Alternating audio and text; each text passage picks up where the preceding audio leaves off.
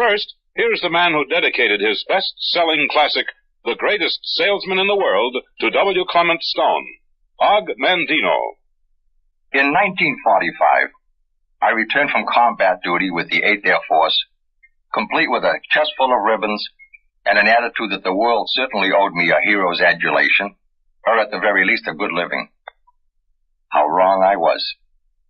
And by the late 1950s, I had failed as a writer, salesman, securities trader, and several other jobs. Gradually, I found myself sinking deeper and deeper into debt, and blaming everyone but myself for my condition. I sought relief in the bottle. Many bottles. Because of my stupid and immature behavior, I finally lost my job, my family, and my home. And with a beat-up old red falcon, I wandered alone back and forth across these United States, searching for the real Og Mandino, the kid who once had such great dreams about what he was going to do with his life. Nearly penniless, I spent much time looking for answers and help in our free public libraries. I read for days in scores of them. Los Angeles, Phoenix, Albuquerque, Cleveland, New York, Boston, Bangor. In old and musty volumes, I consulted with the greatest minds who had ever lived. Plato, St. Thomas, Franklin, Plutarch, Emerson, Paul.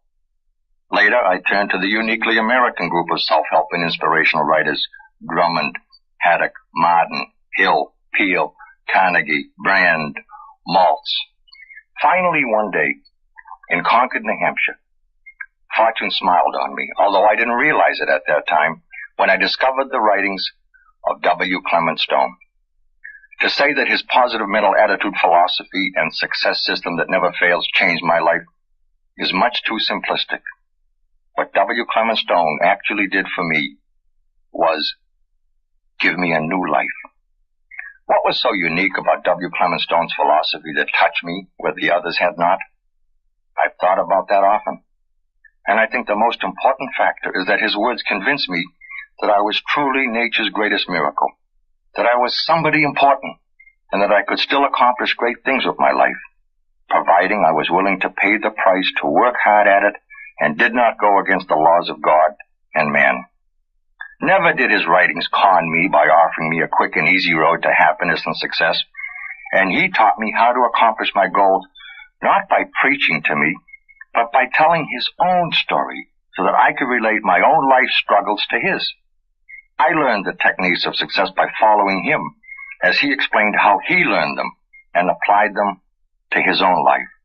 Soon, his example, as he told his story, had me believing that if he could accomplish all he had accomplished in one lifetime, then so could I. As I'm sure you have observed, many so-called success books have been, and will be, written by people who have not really achieved much success, no matter what yardstick you choose to use. W. Clement Stone is a rarity among self-help authors, for he has probably accomplished more in a single lifetime than any other living American. He is chairman of the board of Combined Insurance Company of America, which he founded. He is president and director of Combined American Insurance Company and the Combined Life Insurance Company of New York. He is chairman of the board of the Combined Insurance Company of Wisconsin and chairman of Combined Opportunities Incorporated. He is also chairman of the board of Hawthorne Books. He is a director of Alberto Culver, chairman of the board of the Foundation for the Study of Cycles and the Institutes of Religion and Health. He also serves as board member for the Menninger Foundation, World Federation for Mental Health, American Society for Psychical Research, the Burden Neurological Institute, and at least 24 other institutions. He is on the National Executive Committee of the Boys Clubs of America, co-producer of television's New Zoo Review, and also president and trustee of Religious Heritage of America. I could go on and on, but you get the idea. W. Clement Stone can truly look you in the eye and say, these success secrets work. I know. I've used them. You are about to enjoy a very rare treat. When Success Unlimited received permission from W. Clement Stone's publisher, Prentice Hall, to record his great classic, The Success System That Never Fails, I began making plans to select the proper voice to read his words for our cassette. When Mr. Stone heard of this, he would have none of it. Despite his unbelievably busy schedule, he offered to make the recording of his book. himself. And even though I warned him that it would be a long and grueling task for him to record until we had 2 full hours of tape, he never wavered. He canceled all appointments, rolled up his sleeves, and he did it. You are about to hear this amazing man personally share his success system that never fails with you. Yet, let me leave you with a warning. As you listen to Mr. Stone tell his own story, you are very likely to be carried away with his narrative and miss the hundreds of success tips he will share with you. So, before you proceed beyond my introduction, I suggest you stop your cassette player and get yourself a pen, a pencil, and a pad of paper. As you listen to Mr. Stone, take notes. Stop the tape whenever you hear him say something you can apply to your own business or personal life. Back it up. Play that portion again.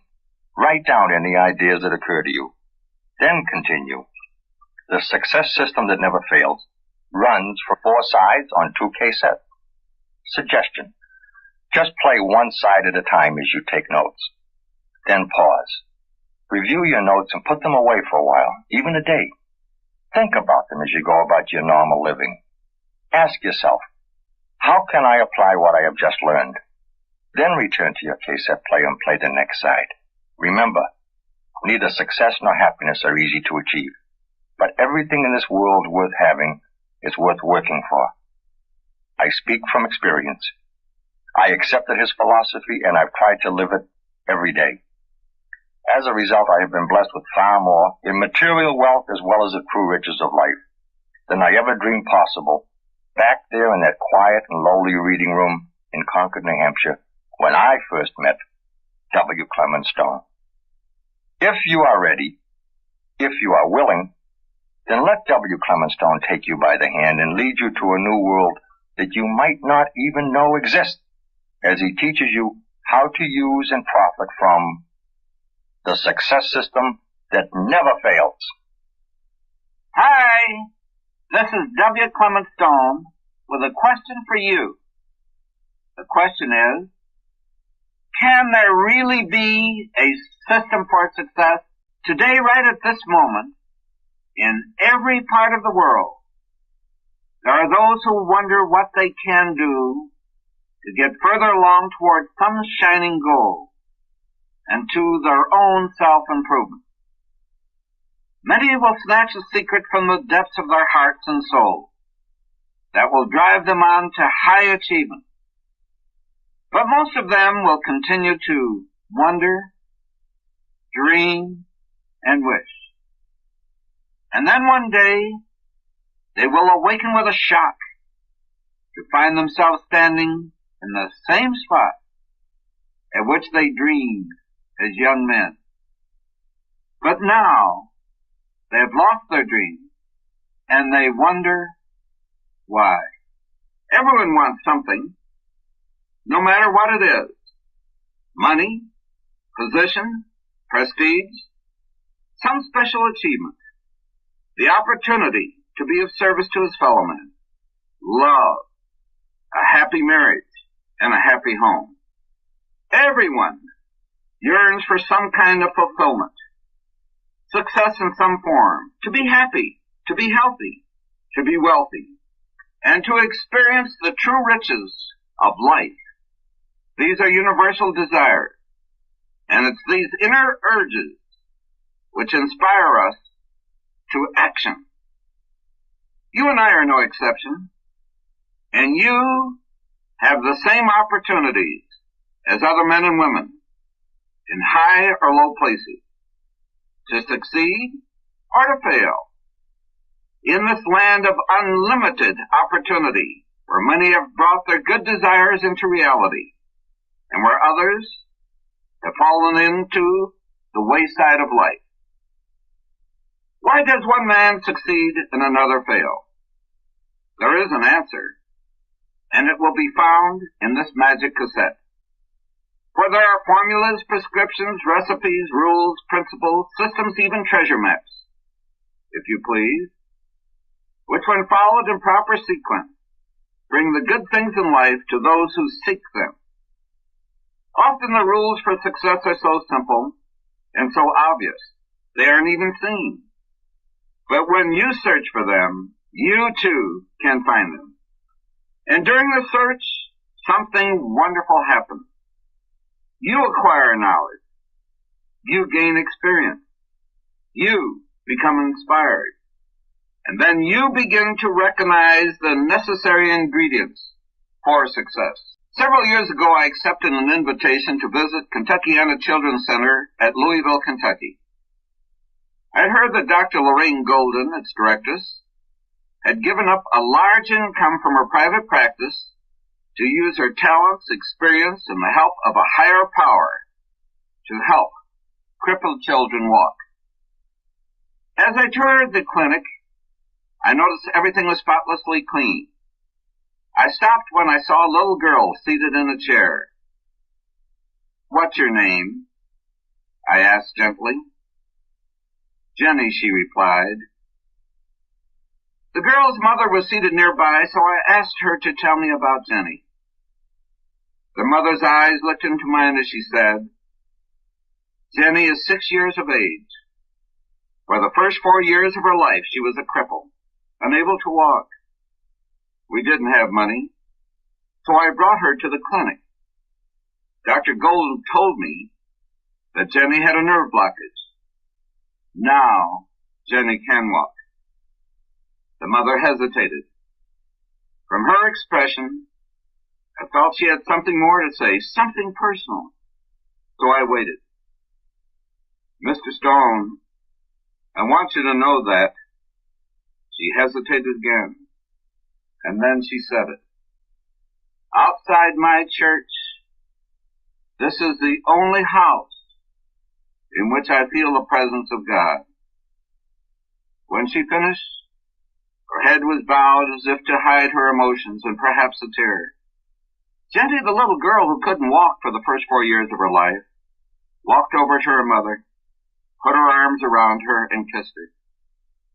And as I continued my tour through the clinic, I realized that it was a driving desire of Dr. Golden which had made Kentuckiana a reality.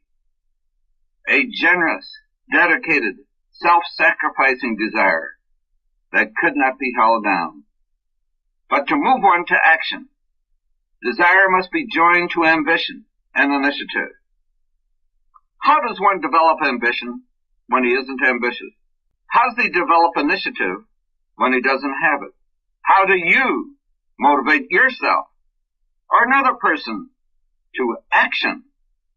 These are the questions I've often been asked by persons in all walks of life. Parents, teachers, ministers, salesmen, sales managers, executives, and high school and college students. First, develop the desire, I respond. But how do you germinate a desire? How do you begin? These answers will become self-evident as you listen. Listen for the message that is applicable to you. Remember, there is magic in desire. Also, magic lies in the skill of the magician. And skill depends upon 3 necessary ingredients. In fact, continuous success in each human activity always depends upon these 3 same important ingredients. This I learned, and this I proved, as I first developed my sales system that never fails, which later led me to an amazing discovery, the success system that never fails. I've seen the principles of success at work in the lives of hundreds of men and women in every field of endeavor. It was only through continuous study and testing that I found the reasons behind both success and failure, and something more. How to motivate those who had failed later to succeed. In the belief that that which remains with you when you share with others the good and the beautiful will multiply and grow, I am sharing with you in this cassette the techniques for success as I have found them to be. And I know from experience that if you will take a journey with me through this recording on a treasure hunt, you too will be able to use the success system that never fails to bring your worthwhile desires into reality. An old Hindu legend states that when the gods were making the world, they said, "Where can we hide the most valuable of treasures so they will not be lost? How can we hide them so that the lust and greed of men will not steal or destroy them? What can we do to be assured that these riches will be carried on from generation to generation for the benefit of all mankind?" So in their wisdom, they selected a hiding place that was so obvious it wouldn't be seen. And there they placed the true riches of life, endowed with the magic power of perpetual self-replenishment. In this hiding place, these treasures can be found by every living person in every land who follows the success system that never fails. And as you listen to my voice, listen as if I were your personal friend talking to you and you alone. For this magic cassette is dedicated to you and all who seek the true riches of life. I was 6 years old and scared. Selling newspapers on Chicago's tough South Side wasn't easy, especially with the older kids taking over the busy corners, yelling louder and threatening me with clenched fists. The memory of those dim days is still with me, for it's the first time I can recall turning a disadvantage into an advantage. It's a simple story, unimportant now, and yet it was a beginning. Hallie's restaurant was near the corner where I tried to work, and it gave me an idea. It was a busy and prosperous place that presented a frightening aspect to a child of 6. I was nervous, but I walked in hurriedly and made a lucky sale at the first table. Then diners at the second and third table bought papers too. When I started for the fourth, however, Mr. Hallie pushed me out the front door. But I had sold 3 papers, so when Mr. Hallie wasn't looking, I walked back in and called at the fourth table. Apparently, the jovial customer liked my gumption. He paid for the paper, gave me an extra dime before Mr. Hallie pushed me out once again. But I had already sold 4 papers and got a bonus dime besides.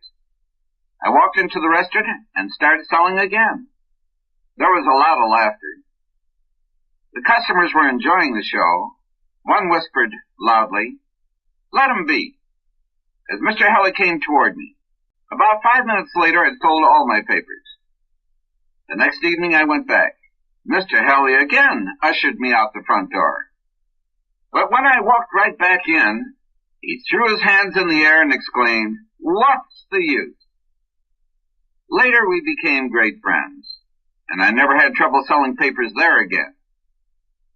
Years later, I used to think of that little boy, almost as if he were not I, but some strange friend from long ago. Once after I'd made my fortune, was head of a large insurance empire, I analyzed that boy's actions in the light of what I had learned. This is what I concluded. 1. He needed the money.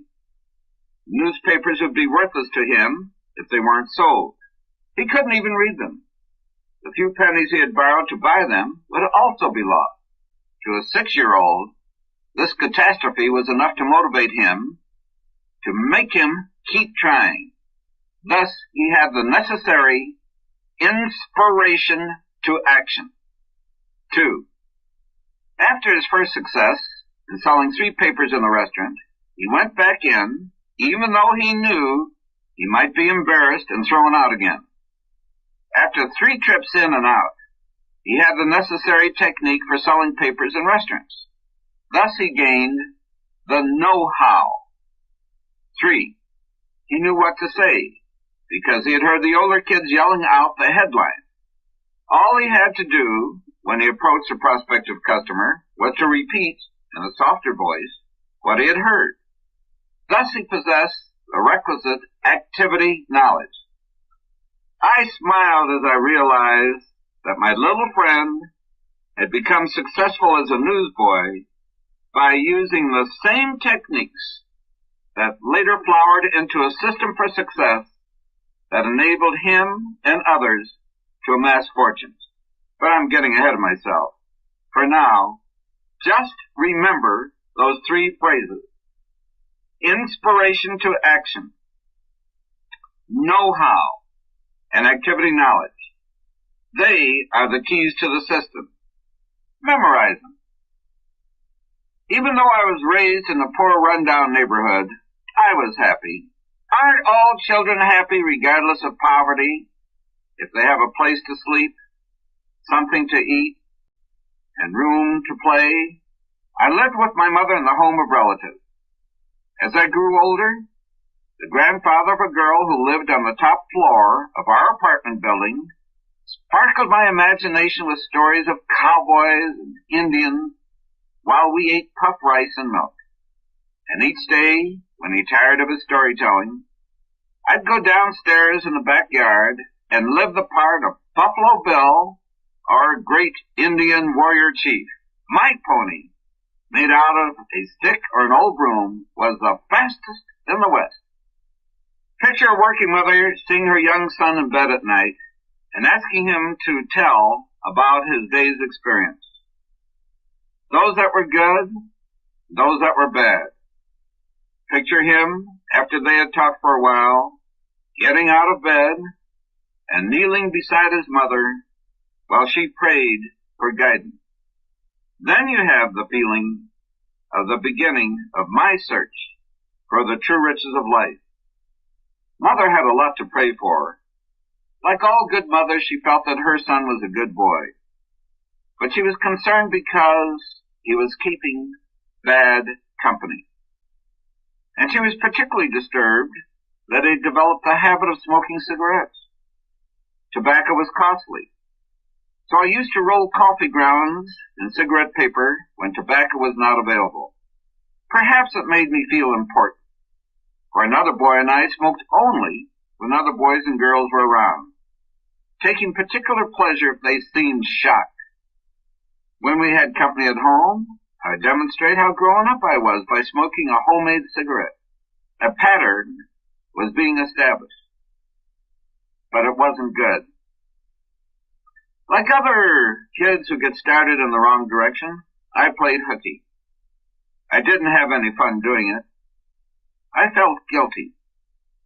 Perhaps that was the way I tried to show that I was different from the other boys in my group. But there was one good thing I did do. At night, when my mother and I would talk, I would tell her the truth, and I would tell her everything. My mother's prayers for guidance were answered. She enrolled me in Spalding Institute, a parochial boarding school at Napoleon, Illinois. There, through exposure to a wholesome environment in which the three ingredients of the success system that never fails were employed, something happened. Something good. Where can one develop inspiration to action, to search for self-improvement, better than in a religious school? And who has greater know-how and the necessary knowledge to teach character than those who are devoting their entire lives to the church, striving to purify their own souls while trying to save the souls of others? As the weeks passed into the months into years, I developed a secret ambition to be like my religious father, the pastor, whom I admired and loved. But I also loved my mother, and I missed her very much. Like so many boys living away from home at private schools, I was homesick. And like them, every time I saw my mother or wrote to her, I would beg her to bring me home permanently.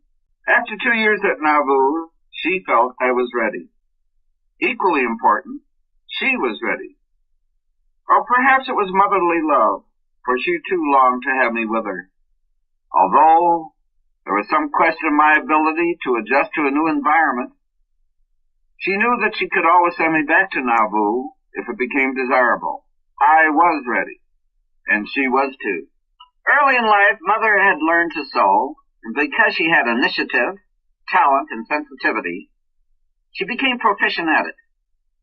Shortly after I left for Nauvoo, She realized that a change of home and business environment was desirable for her. She was now in a position to do something about it, for she didn't have to be concerned with arranging for someone to care for me while she was at work. She obtained a position in a very exclusive ladies' import establishment known as Dillon. Within 2 years, she was in complete charge of all designing, fitting, and sewing, and she had developed a reputation among the exclusive clientele of being an outstanding designer and dressmaker.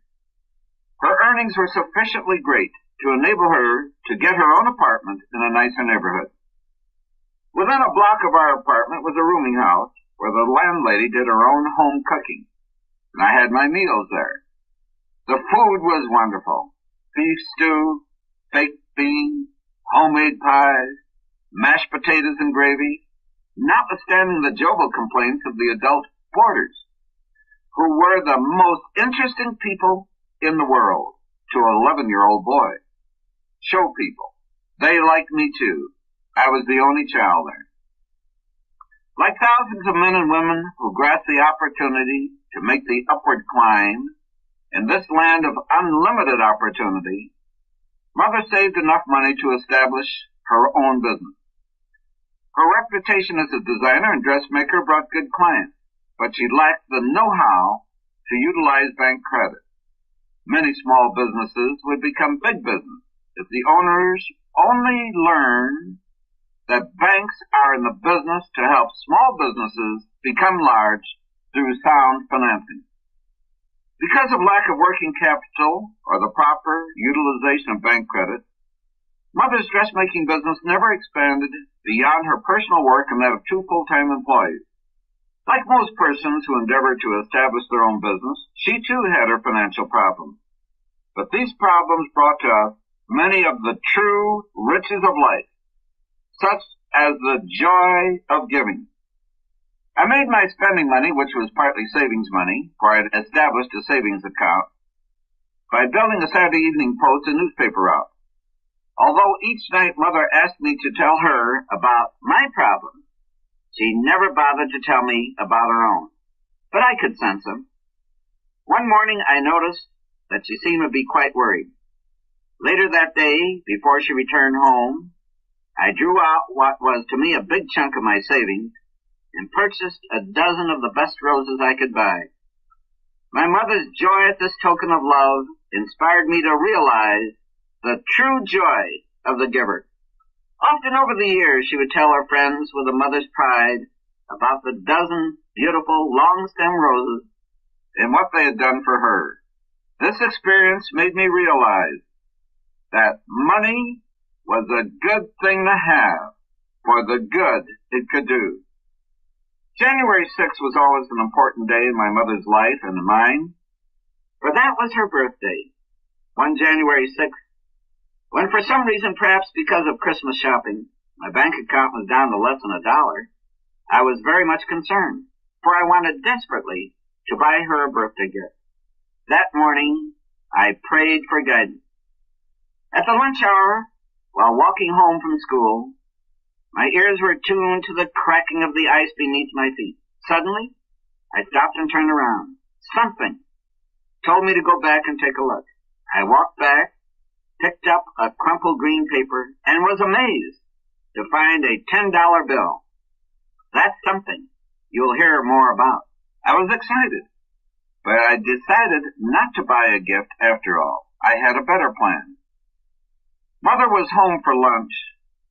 As she was clearing the table, she picked up her plate and found a handwritten birthday note and the $10 bill. Once again, I found the joy of the giver, for it seemed that this was a day when everyone else had forgotten her birthday. She was delighted with this gift, which at the time seemed to her quite a sum.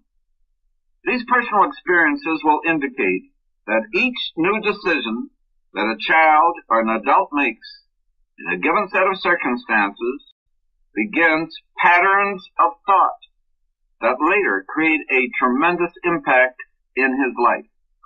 When an adult makes a decision, it is likely to be foolish or sound, depending on his past experiences in coming to decisions. For the little things that are good ripen into big things that are good, and the little things that are bad ripen into big things that are bad, and this applies to decisions. But good decisions must be followed through with action. Without action, a good decision becomes meaningless. For the desire itself can die through lack of an attempt to achieve its fulfillment. That's why you should act immediately on a good decision. I was 12 years of age when an older neighbor boy, whom I respected, invited me to attend a Boy Scout meeting. I went and had a lot of fun, so I joined his troop, Troop 23, under a scoutmaster named Stuart P. Walsh, who was attending the University of Chicago. I'll never forget him. He was a man of character. He wanted every boy in his troop to become a first-class scout within a short space of time, and he inspired each boy to want his troop to be the best in the city of Chicago. Perhaps that's one reason why it was. Another was his firm conviction.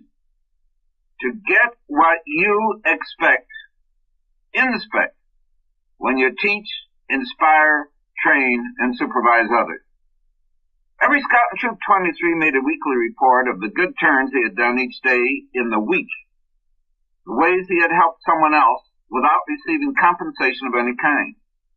This made each boy look for the opportunity to do a good deed, and because he looked, he found the opportunity.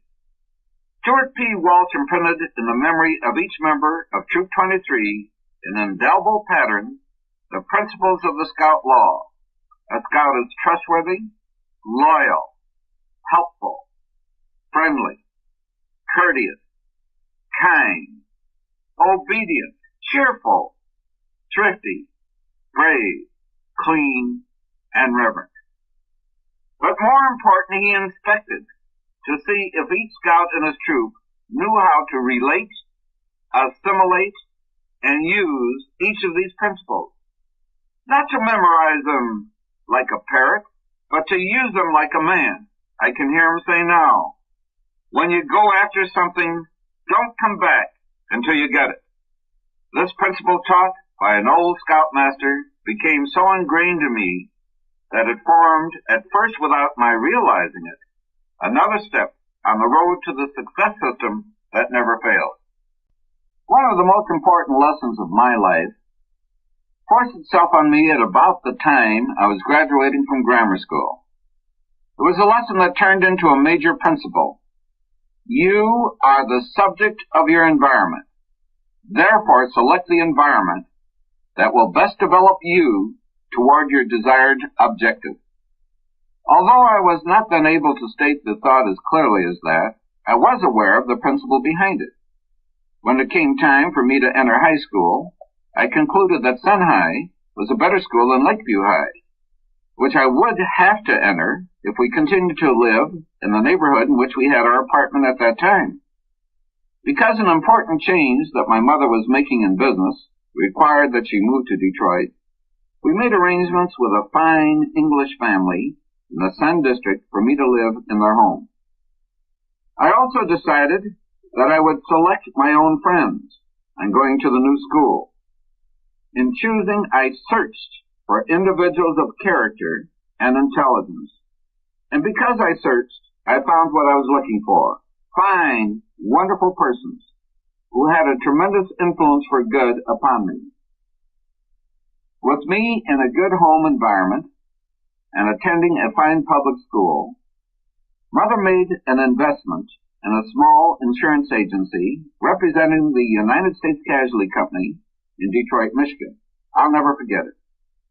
She pawned 2 diamonds to get sufficient cash to add to the money she did have to buy the agency. Remember, she hadn't learned to use bank credit in establishing a business. After renting desk space in the downtown office building, she looked with anticipation to her first day's sales. That day she was lucky. She worked hard, but she didn't make a single sale, and that was good. For every adversity carries with it the seed of an equivalent or greater benefit. What do you do when everything goes wrong? What do you do when there's no place to turn? What do you do when you are faced with a serious problem? Here's what she did, the way she later told it to me. I was desperate. I'd invested all the cash I had, and I just had to get my money's worth out of this investment. I had tried my best, but I hadn't made a sale. That night, I prayed for guidance. And the next morning, I prayed for guidance. When I left home, I went to the largest bank in the city of Detroit. There I sold a policy to the cashier, got permission to sell in the bank during working hours. It seemed that within me there was a driving force that was so sincere that all obstacles were removed.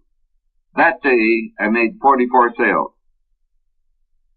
Through trial and error the first day, my mother developed inspirational dissatisfaction. She was inspired to action. She knew whom to ask for guidance and help in her efforts to make a livelihood, just as she knew whom to ask for guidance and help when she was faced with a problem regarding her son.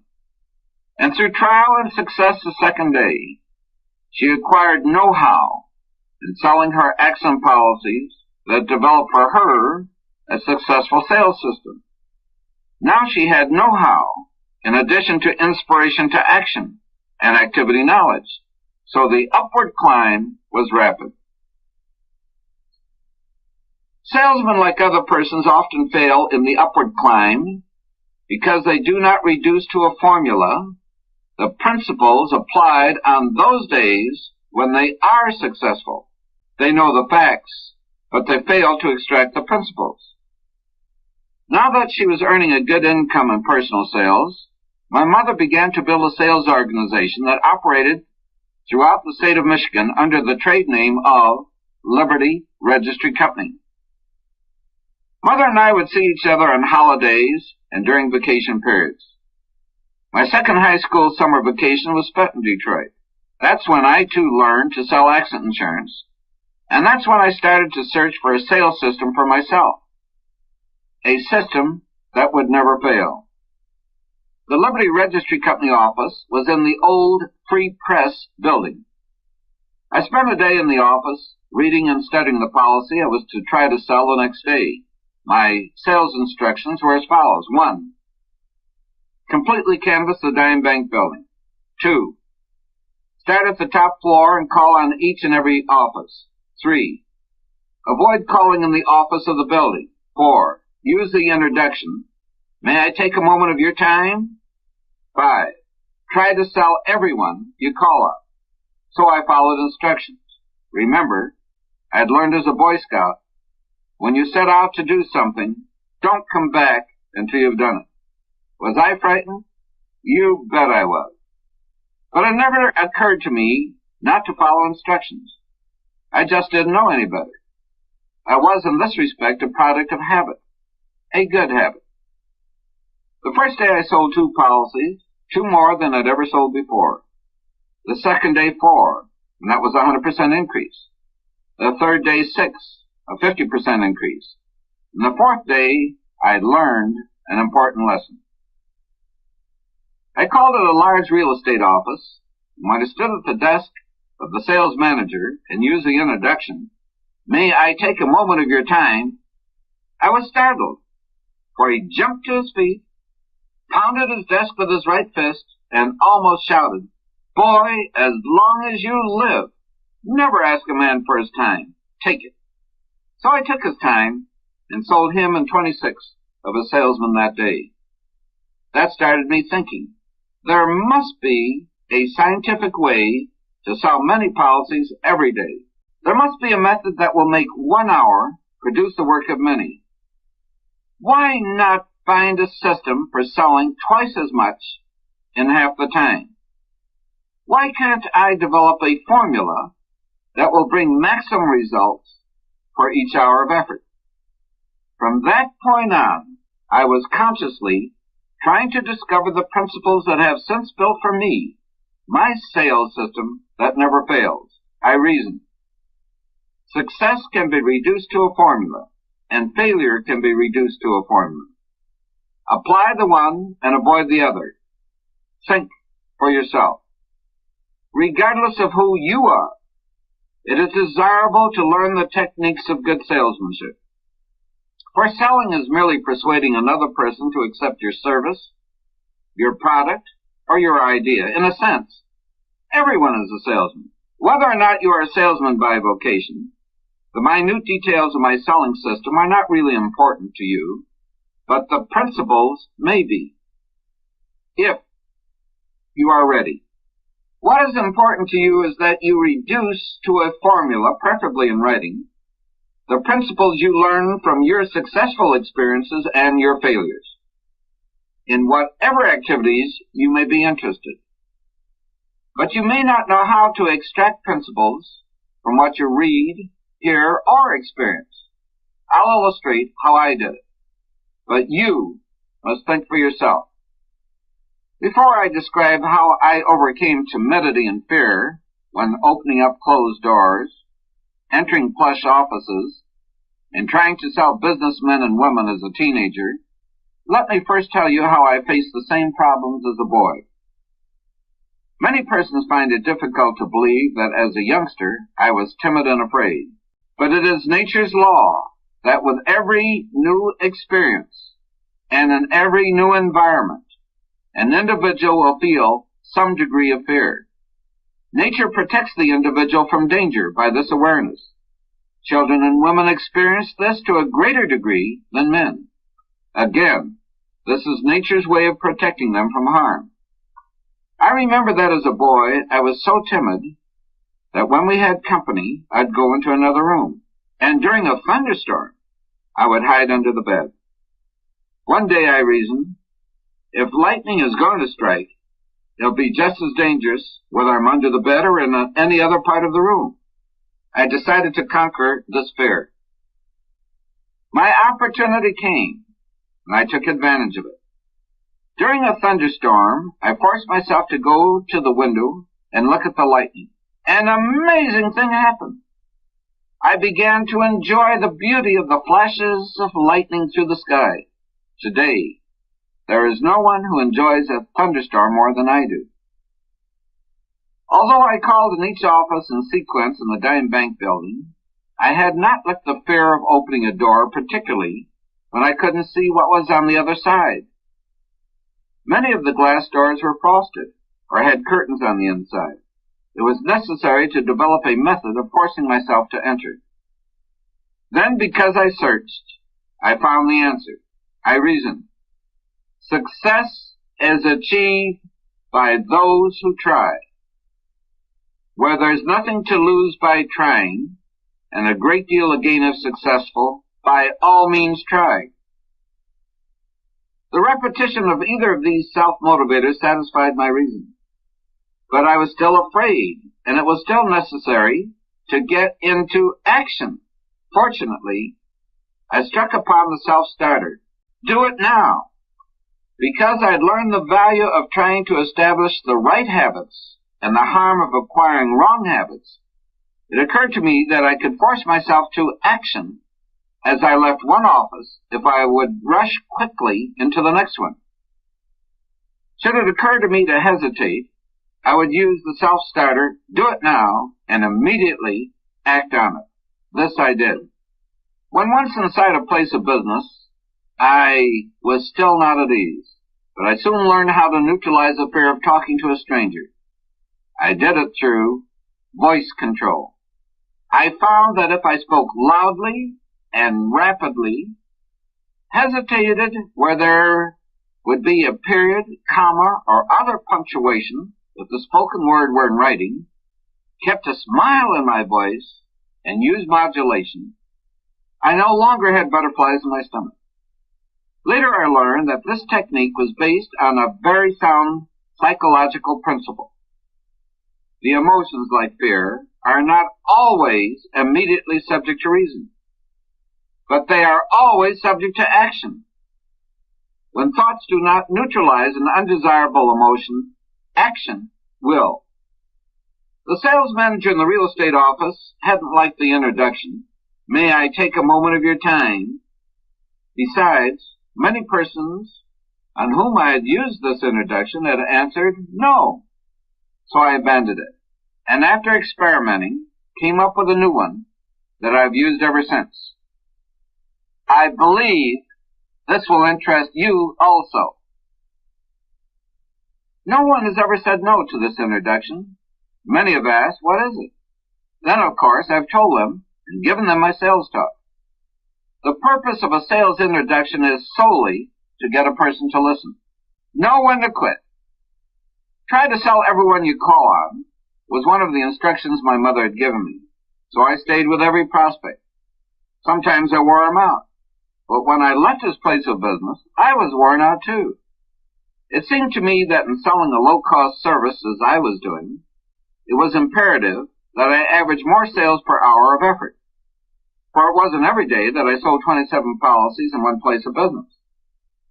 So I decided not to sell everyone I called on. If the sale would take longer than the time limit I had set for myself, I tried to make the prospect happy and leave hurriedly, even though I knew that if I stayed with him, I could make the sale. Wonderful things happened. I increased my average number of sales per day tremendously. What's more, the prospect in several instances thought I was going to argue, but when I left him so pleasantly, he would come next door to where I was selling and say, "You can't do that to me. Every other insurance man would hang on. You come back and write it." Instead of being tired out after an attempted sale, I experienced enthusiasm and energy for my presentation to the next prospect. The principles I learned are simple. Fatigue is not conducive to doing your best work. Don't reduce your energy level so low that you drain your battery. The activity level of the nervous system is raised when the body recharges itself with rest. Time is one of the most important ingredients in any successful formula for any human activity. Save time. Invest it wisely. When you are talking to a person, look at his eyes.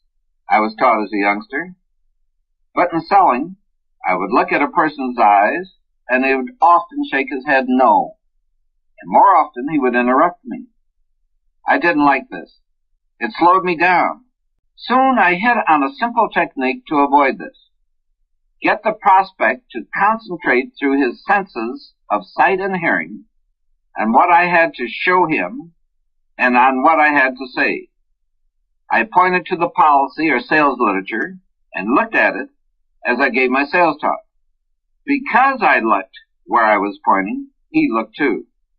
If out of the corner of my eye I saw a prospect shake his head no, I paid no attention. Often he would become interested, and I would later close the sale. In a highly competitive game or sport, you play according to the rules, and you don't violate the standards that you've set for yourself, but you play to win. So it is in the game of selling. For selling, like every other activity, becomes a lot of fun when you become an expert. I found that to become an expert, I had to work and work hard. Try, and keep trying is the rule that must be followed to become an expert in anything. But in due course, by employing the right work habits, you do become an expert. Then you experience the joy of work, and the job is no longer work. It becomes fun. Day after day I worked and worked hard, trying to improve my sales techniques. I searched for trigger words and phrases that would set off the right reaction within the prospect. And the right reaction meant that he would buy within a reasonable short space of time. For time meant money to me. I wanted to say the right thing in the right way to get the right reaction. This took practice, and practice is work. Everything has a beginning and an ending. The introduction is the beginning of a sales presentation. How could I end the sale in the shortest space of time in a manner that would make the prospect happy? Because I searched, I made a discovery. If you want the prospect to buy, ask him to buy. Just ask him. and give them a chance to say yes, but make it easy for them to say yes and difficult to say no. Specifically, use force with such finesse that it is subtle, pleasing, and effective. And here's what I found. If you want a person to say yes, just make a positive statement and ask an affirmative question. Then the yes answer is almost a natural reflex action. Examples. 1. Positive statement. It's a nice day. Affirmative question. Isn't it? Answer. Yes, it is. 2. Mother who wants a child to practice the piano for an hour on a Saturday morning when she knows that the child wants to go out to play. She could say, positive statement, you want to practice for an hour now so that you'll have the entire day to play. Affirmative question. Isn't that true? Answer yes. 3.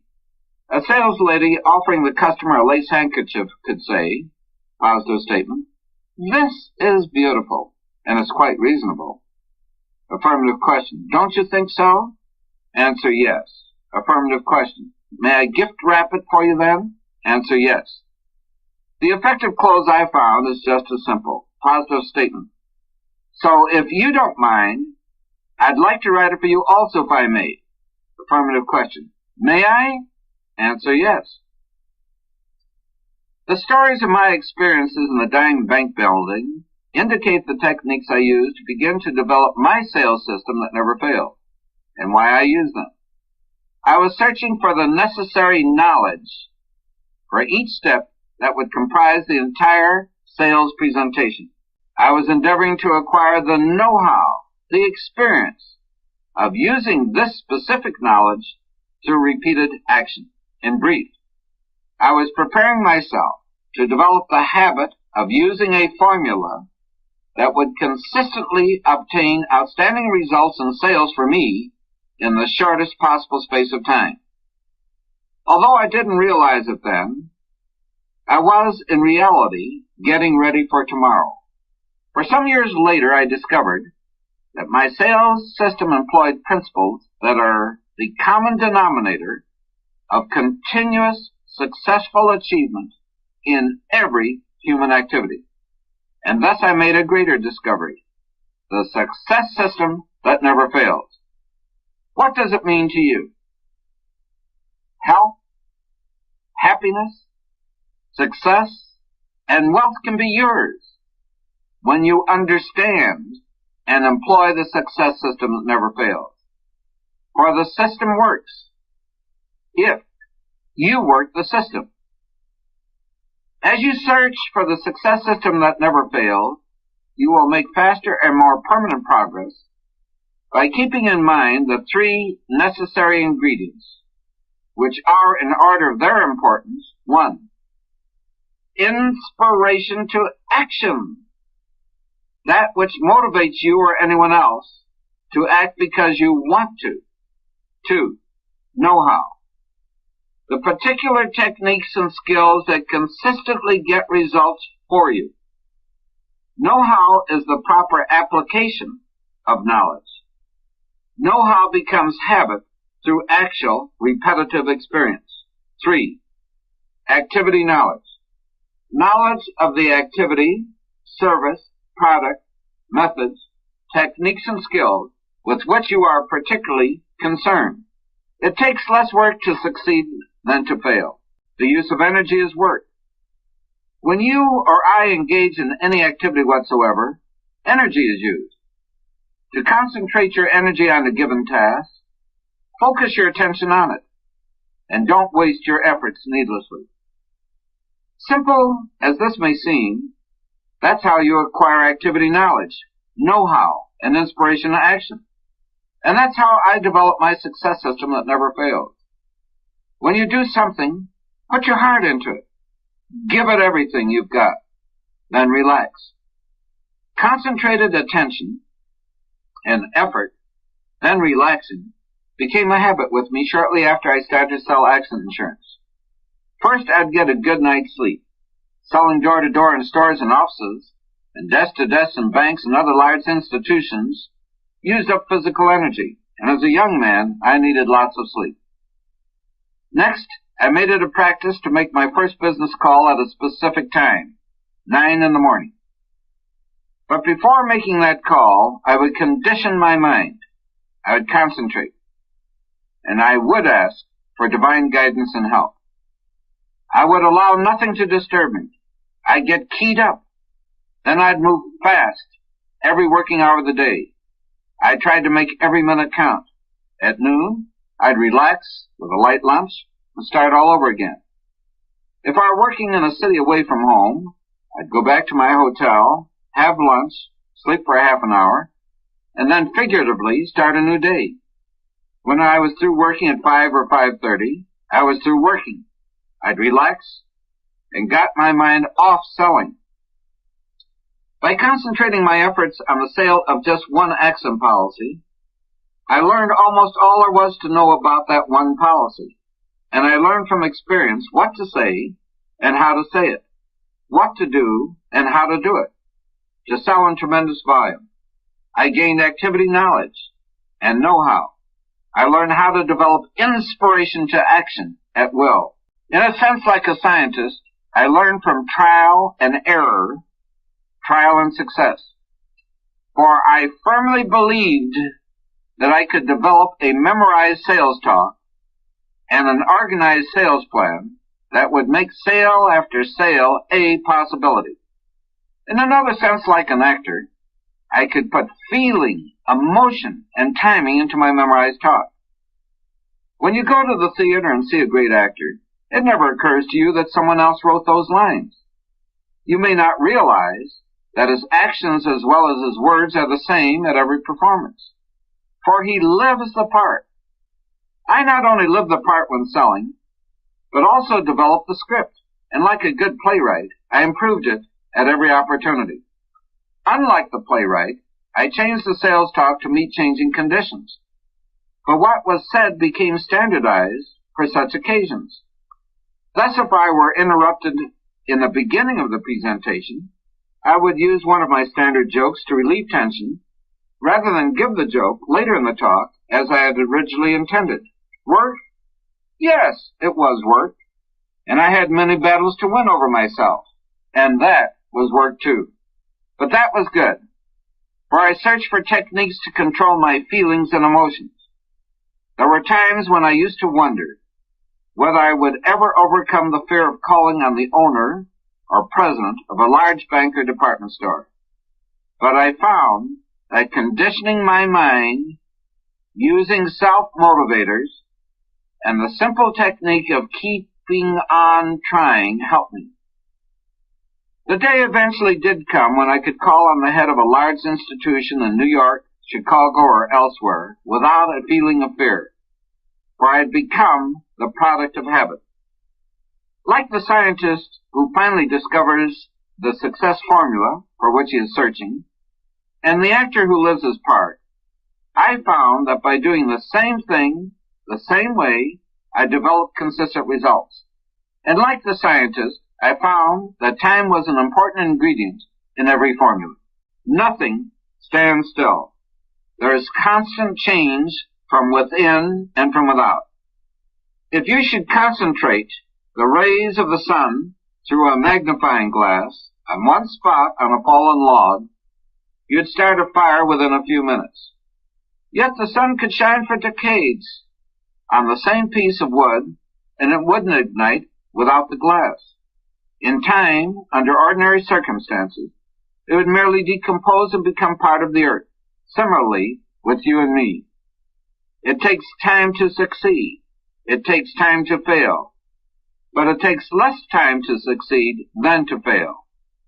We can clearly understand this when we consider continuous success, an entire career, the span of a life. For it takes less time to succeed when you do the right thing rather than the wrong, when you work the right way with the proper knowledge, effective techniques, and inspiration to action, for then you have a success system. You may work the wrong way or do the wrong thing and temporarily succeed by accident, or by virtue of the conditions at the time. You may even stumble on the right system and momentarily succeed, and then lose the system and fail because you don't reduce the principles of your temporary success to a formula. It takes less work to succeed than to fail. It's quite common for a company or a person to succeed for a time and then fail. Let's take a specific example with which I am familiar. Since 1900, when insurance man Harry Gilbert made a trip to England and found that insurance companies there were selling what they term coupon contract accident policies, many American insurance companies have sold similar policies. We call them pre-issue accident policies, for they are written and delivered by the salesman at the actual time of sale. These were sold on a cold canvas basis. Cold canvassing, as you know, is making unannounced calls on persons you don't know to sell them something. Many agencies for these companies were outstandingly successful for a period of years. Today, however, every agency and every company that handled pre-issue accident policies has discontinued this selling plan or has gone out of business, with but one exception. Why? The business was unprofitable. They lost money. They either didn't develop a success system, or if they did, they lost it. The one exception? The companies I manage. Again, why? I developed a sales system that never fails, and with it, I was able to sell more policies in a week than salesmen without a system sold in months. There was one reason. I saved time. That is why I succeeded in the long run and others failed. My efforts were concentrated on one policy, and my attention was focused on its sale. I saved time. I tried to make 1 hour do the work of many, just as I tried to make $1 do the work of many. Often I thought, if I have to work, I might as well try to earn in 1 year what others earn in a lifetime. But I realized that this could only be done by operating on the basis of a success system that never fails. I eventually achieved many worthwhile objectives, including the one regarding annual earnings. And the basic principles I applied to reach my targets in every instance were: 1. Inspiration to action, to be achieved at will. 2. Know-how, to be gained through experience. 3. Activity knowledge. But how does one acquire activity knowledge? There are many ways. I learned all I needed to know to sell personal accident insurance and volume through experience. I learned by doing.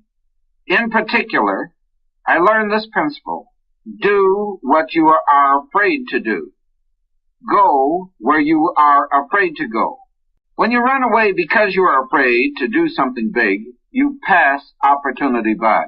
During the first few years of my selling career, I was exceedingly frightened when I approached the entrance of a bank, a railway office, department store, or other large institution. So I passed them by. I learned later that I'd passed by doors leading to exceptional opportunity, for I found that it was easier to sell in those places than in smaller establishments where I had learned to neutralize my initial fears. And I eventually concluded that outstanding success in sales could be achieved in large institutions, because other salesmen were also, of course, with the right system, the no can be turned into a yes, but this often takes time. And besides, a big man, a successful man, a man who is built from the bottom up, has a heart. He'll give you a break. He will try to help someone else on his way up. All this I learned. Here's why and how it happened that I first began to develop the habit of selling in large organizations. Cold canvassing, as you know, is making unannounced calls on persons you don't know to sell them something. Many agencies for these companies were outstandingly successful for a period of years. Today, however, every agency and every company that handled pre-issue accident policies has discontinued this selling plan or has gone out of business, with but one exception. Why? The business was unprofitable. They lost money. They either didn't develop a success system, or if they did, they lost it. The one exception? The companies I manage. Again, why? I developed a sales system that never fails, and with it, I was able to sell more policies in a week than salesmen without a system sold in months. There was one reason. I saved time. That is why I succeeded in the long run and others failed. My efforts were concentrated on one policy, and my attention was focused on its sale. I saved time. I tried to make 1 hour do the work of many, just as I tried to make $1 do the work of many. Often I thought, if I have to work, I might as well try to earn in 1 year what others earn in a lifetime. But I realized that this could only be done by operating on the basis of a success system that never fails. I eventually achieved many worthwhile objectives, including the one regarding annual earnings. And the basic principles I applied to reach my targets in every instance were: 1. Inspiration to action, to be achieved at will. 2. Know-how, to be gained through experience. 3. Activity knowledge. But how does one acquire activity knowledge? There are many ways. I learned all I needed to know to sell personal accident insurance and volume through experience. I learned by doing. In particular, I learned this principle: do what you are afraid to do.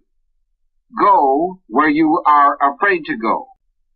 I was 19 at the time, and my mother sent me on a trip up to Flint, Saginaw, and Bay City, Michigan, to renew established business and to sell new prospects. Everything went fine at Flint. In Saginaw, I was in real selling trim. My daily sales were outstanding. Since we only had 2 renewals in Bay City, I wrote to ask my mother to send notices to them so I could continue working in Saginaw. Don't run away from good fortune or success has always seemed a wise motto to me. But my mother telephoned, gave me orders to leave Saginaw and go to Bay City. I didn't want to, but I went. Orders are orders. Perhaps it was rebelliousness, although I like to consider it righteous indignation. But when I reached my hotel in Bay City, I took the 2 renewal names and threw them in the upper right-hand dresser drawer. Then I went to the largest bank and interviewed the cashier, a man by the name of Reed. I didn't know it then, but he had just been made cashier. In the course of our conversation, he pulled out a metal identification tag and said, "I've had your policy and key tag service for 15 years. I bought it originally when I was working in a bank in Ann Arbor. I was transferred here quite recently." I thanked Mr. Reed and asked for permission to speak to the others, which he granted. I let each prospect know that Mr. Reed said he had carried our service for 15 years and had granted me permission to speak to him. Results? Everyone bought. With this momentum, I kept on going from store to store, office to office. I call on banks, insurance offices, and other large institutions. I call on everyone. I just mowed them down. I averaged 48 policies per day for the 2 weeks I was in Bay City. And on the Saturday that I left, in fairness to our policyholders and the company, I opened the upper right-hand dresser drawer, took out the renewal names, and serviced them too. The principle became crystal clear to me. Do what you're afraid to do. Go where you are afraid to go. When you run away because you are afraid to do something big, you pass opportunity by. I later realized that I'd passed opportunity by for many reasons other than fear. And although you must have experience to develop know-how, you can acquire activity knowledge if you are willing to learn from those who are willing to teach, and from the experience of others, and from books.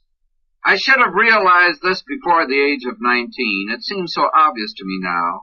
Yet there are many teenagers who, like me at that time, drop out of high school.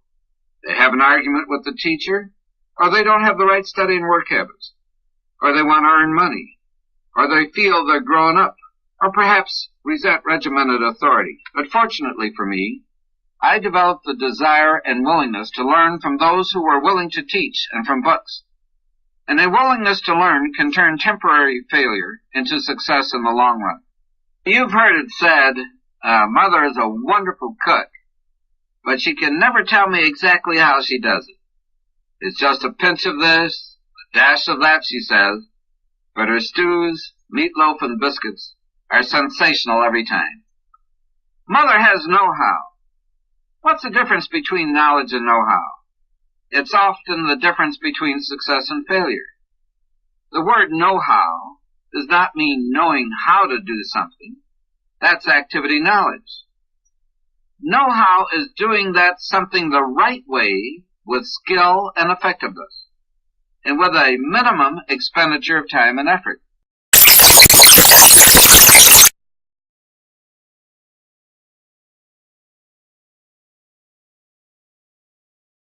I don't recall an instance where a legal problem with which I was faced was not decided favorably.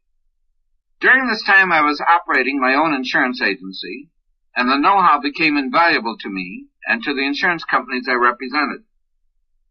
To solve a problem or to reach a goal, you don't need to know all the answers in advance, but you must have a clear idea of the problem or the goal you want to reach. So begin to determine what you really want in the distant, intermediate, and near future. If you are not ready to set distant and intermediate specific concrete goals, be encouraged. It may be more beneficial at this time to decide what your general or abstract objectives should be. To have physical, mental, and moral health, to gain wealth, to be a person of character, to be a good citizen, father or mother, husband or wife, son or daughter. Whatever these general goals, they must of necessity be immediate objectives as well. Everyone has immediate, specific aims or objectives. You know, for example, what you intend to do tomorrow, or what you would like to do next week or perhaps next month. And it would be easy for you to write down specific immediate goals that will, when achieved, bring you closer to the health, wealth, happiness, or character you expect to acquire in the intermediate or distant future. But you must want to. Now, there are those who have knowledge and know-how, but they don't succeed. For although they know what to do and how to do it, they don't feel like doing it. They're not inspired to action. Inspiration to action is the most important ingredient to success in any human activity. And inspiration to action can be developed at will. When I was in the 6th grade, I decided I wanted to become a lawyer. That's why, when I entered high school, I was interested in such subjects as mathematics, to help me think logically, history, to help me understand the past and present and project into the future, English composition, to give me the opportunity to express my thoughts and philosophy, and psychology, to give me the understanding of the functioning of the human mind. I joined the debating club at Shanghai, primarily to become an expert in argumentation.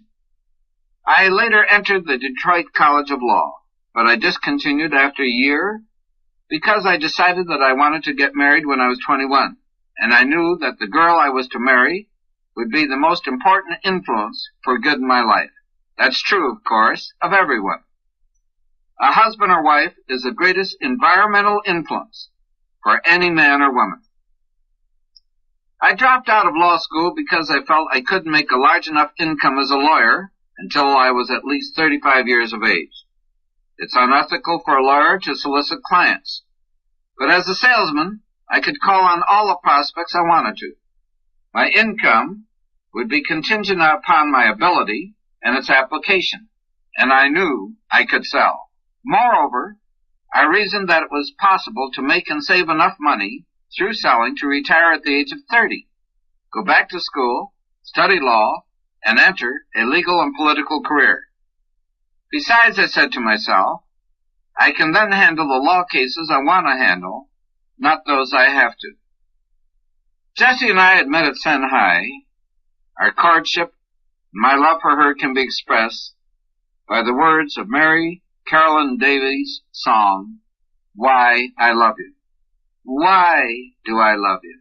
I love you not only for what you are, but for what I am when I am with you. Not only for what you have made of yourself, but for what you are making of me. After 2 years at Shanghai, I'd moved to Detroit and entered Northwestern High School. We corresponded often. Jessie and her mother would sometimes visit my mother and me, and I made several trips to Chicago. I concluded that it would be best to establish my own insurance agency in Chicago. My mother wrote to Harry Gilbert, who was the officer we did business with for the United States Casualty Company and the New Amsterdam Casualty Company. Mr. Gilbert responded that he would be pleased to have me represent the two companies in Illinois, but I would first have to get permission to make a home office connection from the general agent in Chicago, who already had an exclusive arrangement. I made arrangements to meet with the general agent. I just had to sell him. My whole program depended on his permission. But I was a salesman by vocation, and I knew from experience that if you want something, you have to go after it. The general agent was very courteous, and I'll never forget what he said. I'll give you permission, but you'll be out of business in 6 months. It's difficult to sell in Chicago. If you appoint agents, you'll have nothing but trouble, and you'll lose money. I'll always be grateful to him for not interfering with my opportunity. So in November 1922, I established my agency under the name of Combined Registry Company. My working capital was $100, but I was debt-free, and my overhead expense was low, since I rented desk space at $25 a month from Richard H. Pickering. Mr. Pickering was a real inspiration to me, and he was most helpful in giving good advice. For example, when it came to having my name on the lobby directory, he asked me, "How do you want your name listed?" C. Stone, I responded. At school, and up to that time, that was the way I signed my name. "What are you ashamed of?" he asked. "What do you mean?" "Well, don't you have a first name and a second name?" "Yes, William Clement Stone." Did you ever stop to consider that there are thousands of C. Stones, but the chances are that in the entire United States, there's only one W. Clement Stone? This appealed to my self-esteem. Only one W. Clement Stone, I thought. And ever since, that has been the way I signed my name. The wedding was set for June. I wanted to acquire as much cash as I could before then, so I didn't waste time. On my first day, I worked on North Clark Street in Rogers Park, within a few blocks of the place where I was staying. I made 54 sales that day. Then I knew that Chicago would be an easy place to sell in, and that I would be in business for more than 6 months. I was motivated to work hard to establish my business and get the money I needed to marry the girl I love. This is understandable, for you may use reason to motivate yourself and appeal to reason to motivate others, but the inner urge of your feelings, emotions, instincts, and ingrained habits give you the go power that puts you into action. A good salesman has confidence in himself. He knows what he can do, and necessity often forces him to do it. While I was engaged in personal sales, my earnings were what many considered exceedingly high. Yet it seemed there was always a need for money. Payments on the car, payments on the furniture, payments on life insurance. Perhaps it was because I bought what I wanted, then had to work like blazes to pay for it. I'd leave home in the morning with very little cash, for I knew I'd have substantial sums by the end of the day. For example, the first time I worked Joliet, Illinois, I arrived at 8:30 in the morning with 10 cents in my pocket. That didn't bother me. On the contrary, it inspired me. I checked into the Woodruff Inn, then walked across the street, and had breakfast, a hot dog and a glass of milk. There's been inflation since. Joliet was only 40 miles from my home, yet I took the train instead of driving, and stayed at a hotel instead of returning home each night. On the train I'd relax, for I had developed the ability to sleep anywhere, at any time, under almost any circumstances. So in a railroad coach, I just put my elbow on the windowsill, rest my head on my hand, and fall asleep. But I always did something more before falling asleep. I'd condition my mind. I prayed for guidance and help. Staying at a hotel instead of returning home each night gave me a minimum of 10 hours sleep, for traveling time was saved. With the extra sleep, I'd be in peak condition. When I sold, I deliberately got keyed up and put everything I had into my sales presentation. Many salesmen have poor days because they are fatigued. Their batteries need recharging. They need rest. But when I called on my prospect, I was rested. Again, before I called on a prospect, I conditioned my mind. And when I made my sales presentation, my energies were concentrated on one thing only, the job at hand. To make the sale in the shortest possible space of time, in a manner that would clearly give the purchaser a concept of what he was buying, and to sow seeds of thought so he would renew his policy year after year on the renewal date with little sales resistance. For I realized one way to make a fortune is to sell a necessity that is low in cost and repeats. The fortune is made in the repeat business. At Joliet, I made my greatest sales record up to that time, an average of 72 policies per day for 9 working days. And it was the morning after that eventful day, when I sold 122 policies, that I resolved to begin to multiply myself to start building an organization. At the end of that day, I was happy, but tired. I went to bed earlier than usual, and that night I sold policies in my sleep. The next morning I realized I had reached my peak in personal sales.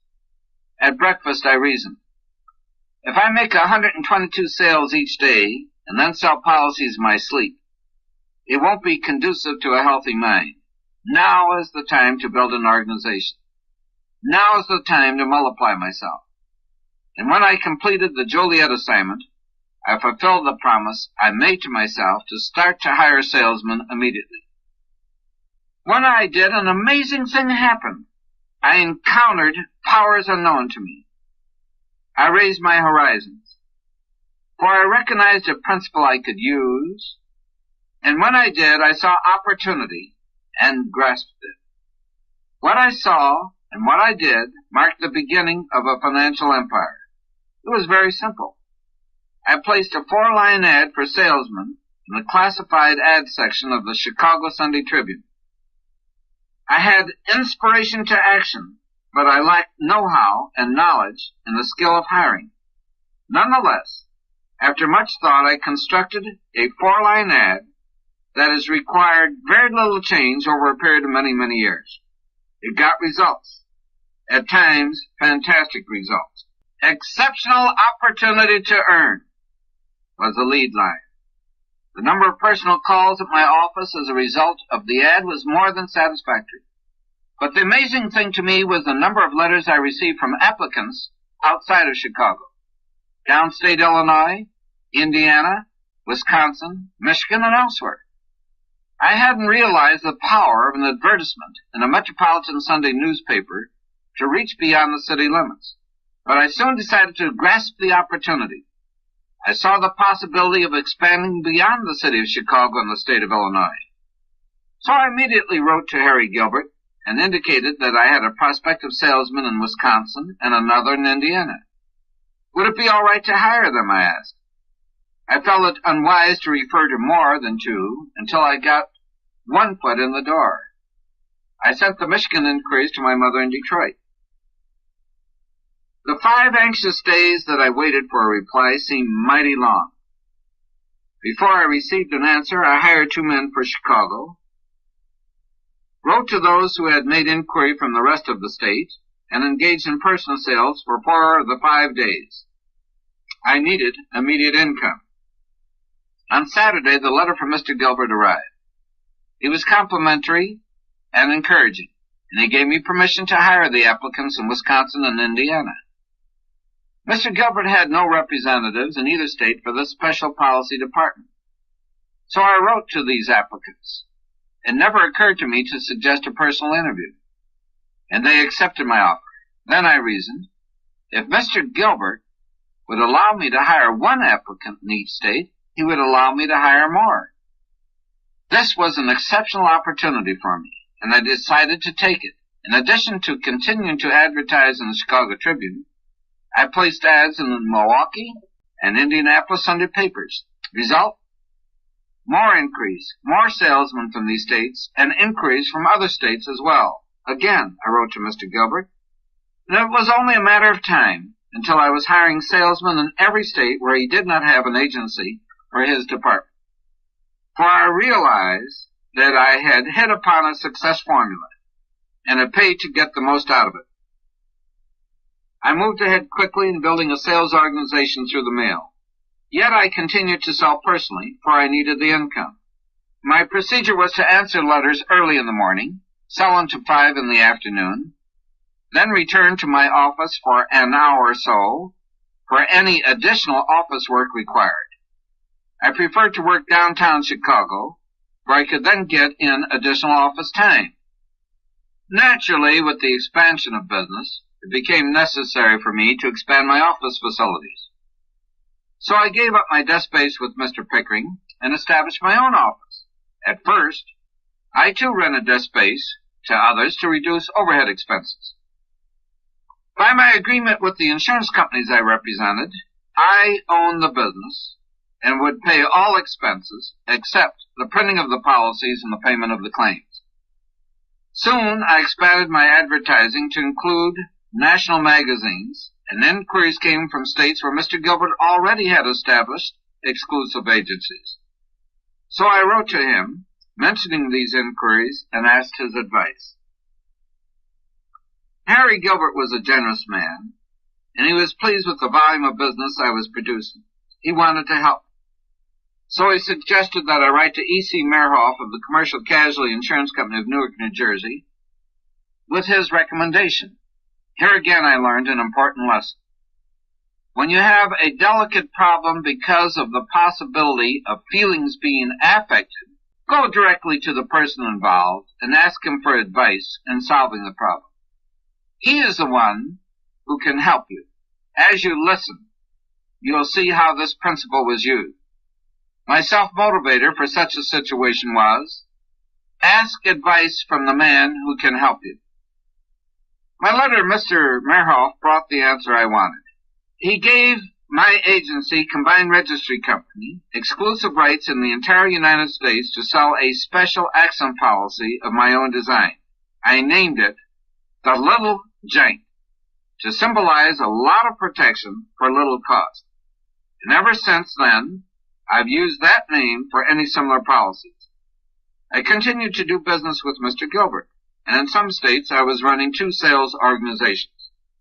More ads, more sales, more business. I had to multiply myself again. This time I needed sales managers in each state.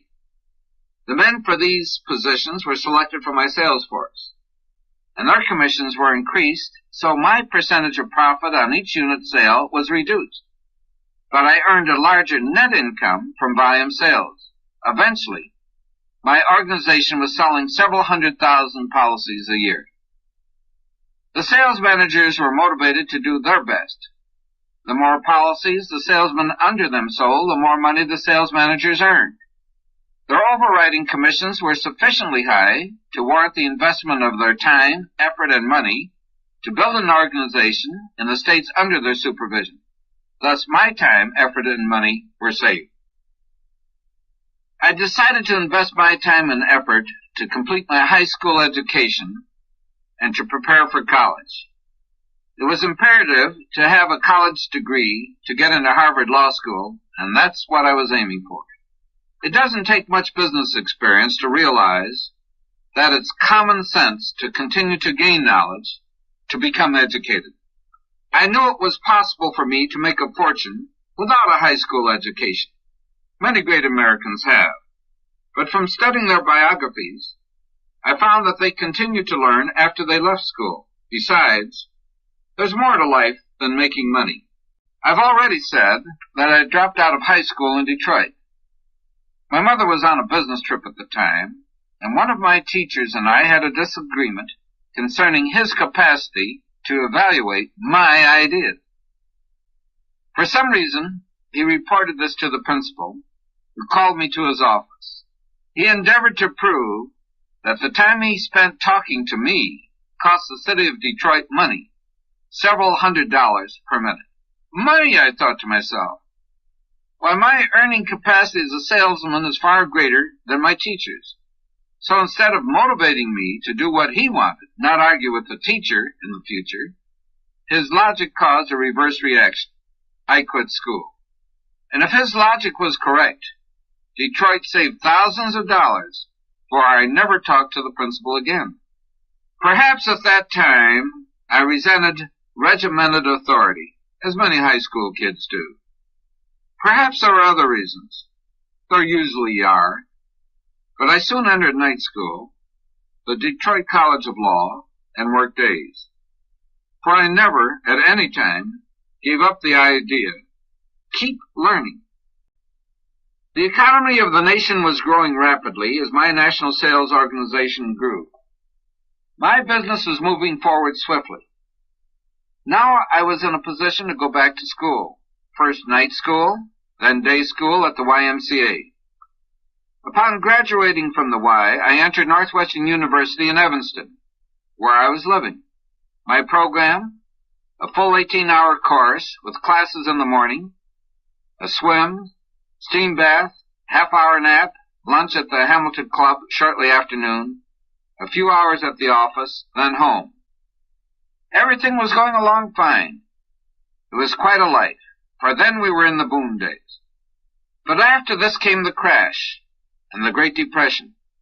People were starving, suffering, jobless, homeless. Fear crippled the nation, and the wealthy became poor almost overnight.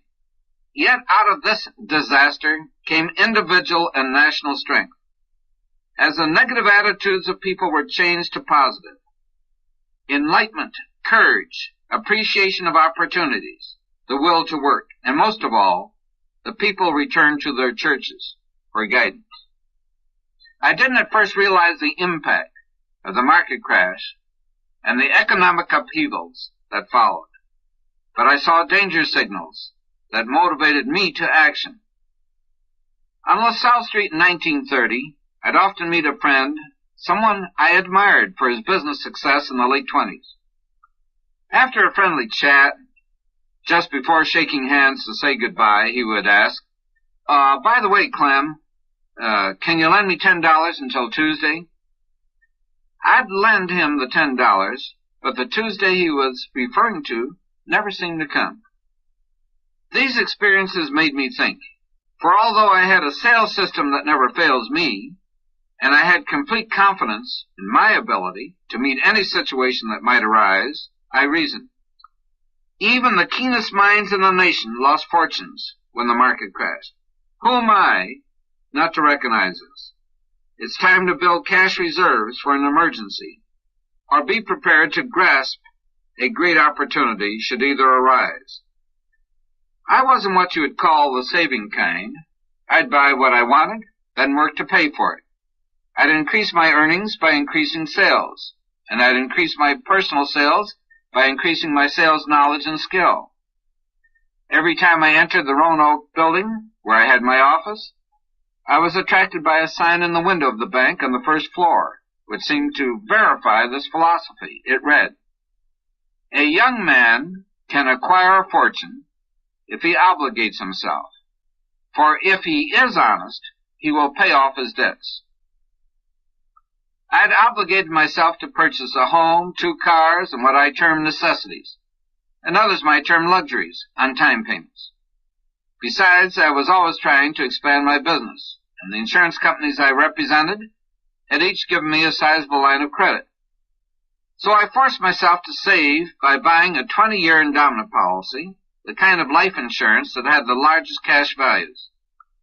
I bought a big one, big enough to make a loan of $20,000 9 years later, when both an emergency and opportunity presented itself.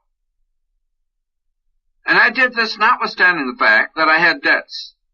I knew I'd pay them in full, for early in my experience, I've developed the self-motivator, a deal's a deal, and a promise is a promise.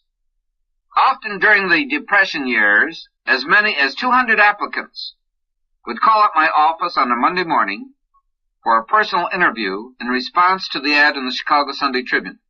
A line would start outside the office door in the Roanoke building and extend around the entire 7th floor hallway. Experts may scoff, but I knew then, as I know now, that I had the ability to evaluate an individual rather accurately within a few minutes. For my selling experience made me sensitive to another person's reactions and enabled me to interpret them correctly. I developed a technique that enabled me to move rapidly to select those I wished to hire and to eliminate those I thought would not qualify without making them lose face. Here's what I did. 1. Everyone was given the same literature that was sent to an applicant who applied through the mail. I didn't bother to take names and addresses of any applicant on the first interview. 2. Is he a man of character? Is his attitude positive or negative? Is he willing to learn? These were the questions I asked myself. 3. If I didn't believe an applicant qualified, I tried to be as courteous and thoughtful of his feelings as possible. I'd say, in fairness, I plan to interview everyone. Here's a literature that explains the entire plan. If you're interested, return for a second interview. I knew that few would return because of the requirement of a cash deposit, but the applicant did save face. 4. Those men I wanted, I got. My procedure was exactly the same as with the applicants I wanted to eliminate, with this exception. I'd say, read the literature, and keep in mind that I'll prove to you by actual demonstration how easy it is for you to earn a large income. If the plan appeals to you, we'll get you licensed immediately. I'll do all the selling for a full day and turn the commissions over to you. Then I'd take a minute or two to tell him what large commissions I'd made on a salesman's basis the previous week. When an applicant was broke and a sales manager offered to do the work and turn the commissions over to him, he was willing to see what it was all about. Then when he received $30 to $50 in cash at the end of the first day, the opportunities were apparent. In those days, $1 was a lot of money. I had pity and compassion for the has-beens. These were men who had made from $15,000 to $30,000 a year in boom days. But they became has-beens, either because they weren't willing to start at the bottom and climb back up, or because their attitudes were so negative that any job they might take would result in failure. Their futures were behind them, unless their employers knew the art of inspiration to action. I tell these experiences because I made a great discovery. I realized that I could train the salesmen I hired by taking them out to sell and demonstrating my sales system to them. In doing this, I began to get the knowledge to develop the know-how in perfecting a success system that never fails for training salesmen, something that I didn't have before. Realizing that my sales representatives needed to receive training, I began to send out a daily one-page sales bulletin. Each contained a successful sales rebuttal or a suggestion that I had personally found effective. You see, I was selling, and I was in selling trim. In the bulletins, I told the salesman what to say and how to say it. Thus, for example, the salesman would be instructed how to make the sale to a prospect who said, "I don't have the money," even if it were necessary for the prospect to borrow the premium from his boss or a neighbor. In addition, each release contained an idea or self-motivator to inspire the salesman to action, such as, "With every disadvantage, there is always a greater advantage." Writing this material helped me crystallize my thinking on paper. It was a step toward discovering my success system that never fails in training others. My problems were small in comparison to those of others who, during the Depression, maintained a negative mental attitude. But I did have problems. Telephone calls, letters, and interviews from my creditors became quite irritating. So one day, I let my creditors know that they were going to get 100 cents on the dollar plus 6% interest from the date of the obligation.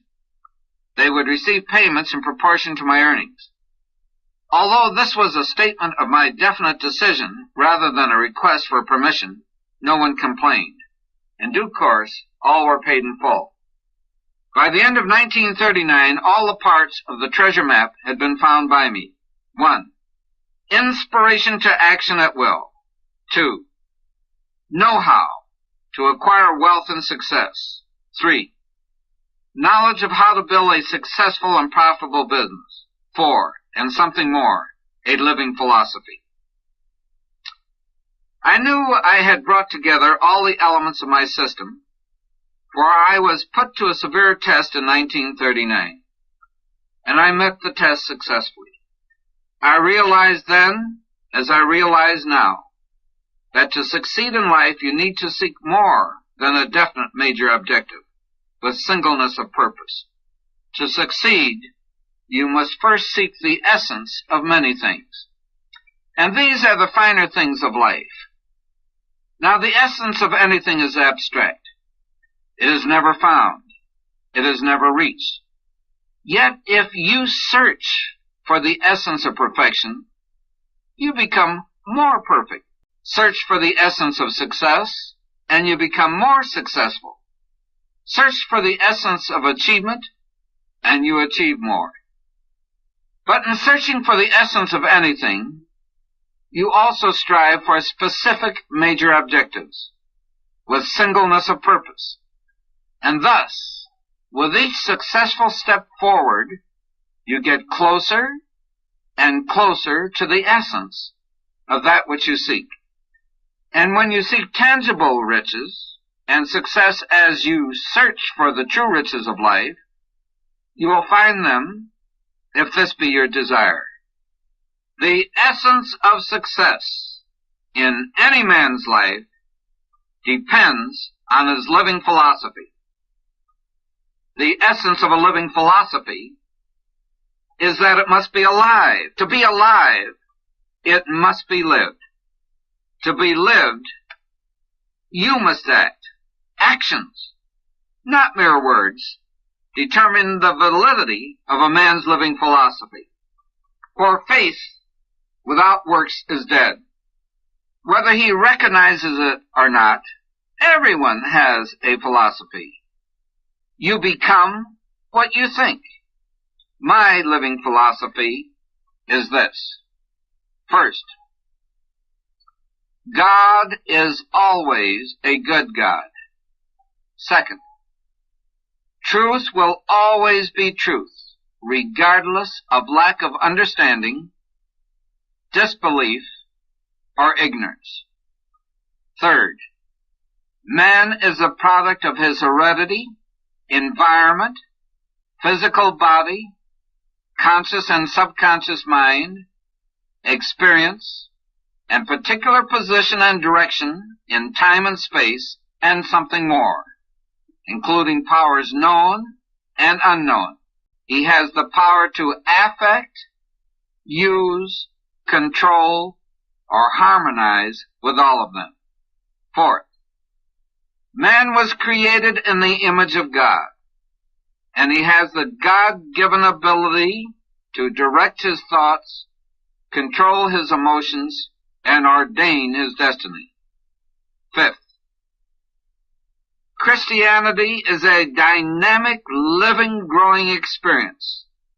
Its universal principles are simple and enduring. For example, the golden rule, do unto others as you would have others do unto you, is simple in its concepts and enduring and universal in its application.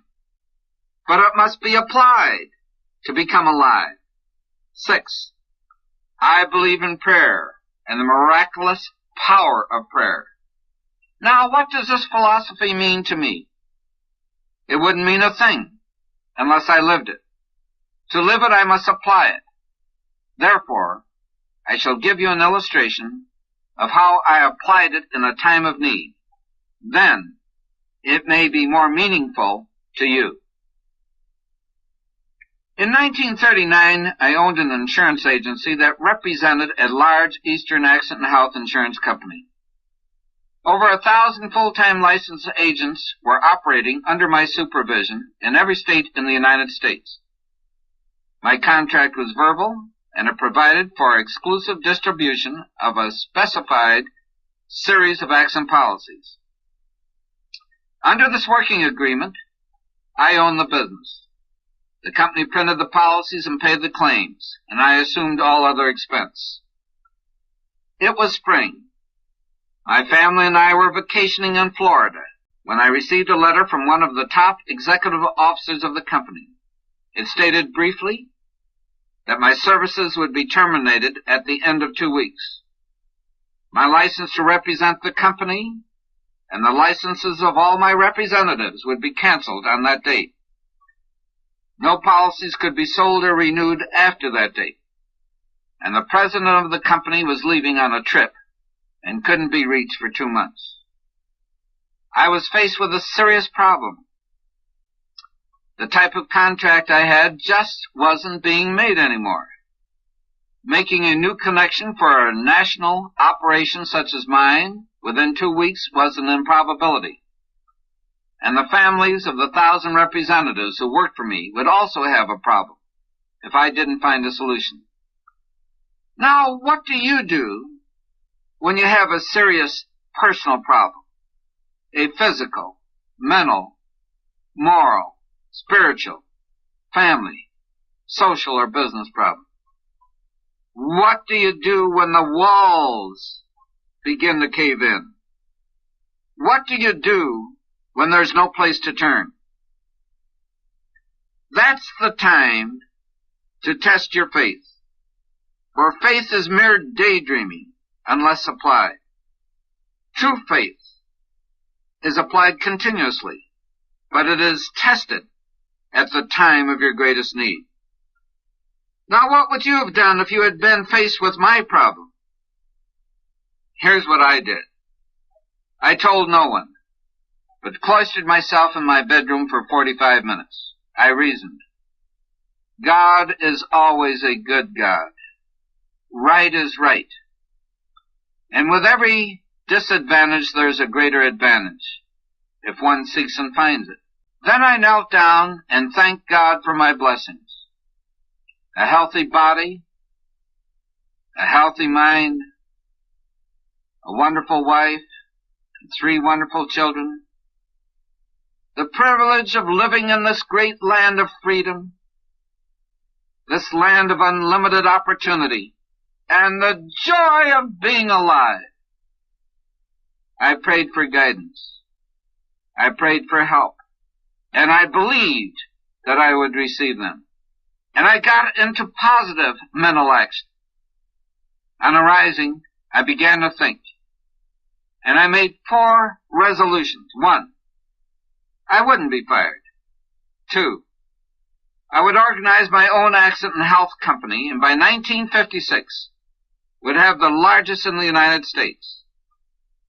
3, I would reach another specific objective by 1956. This was of such magnitude and so personal that it would be improper to mention it here. 4, I would contact the president of the company, regardless of what part of the world he might be in. Then I got into physical action.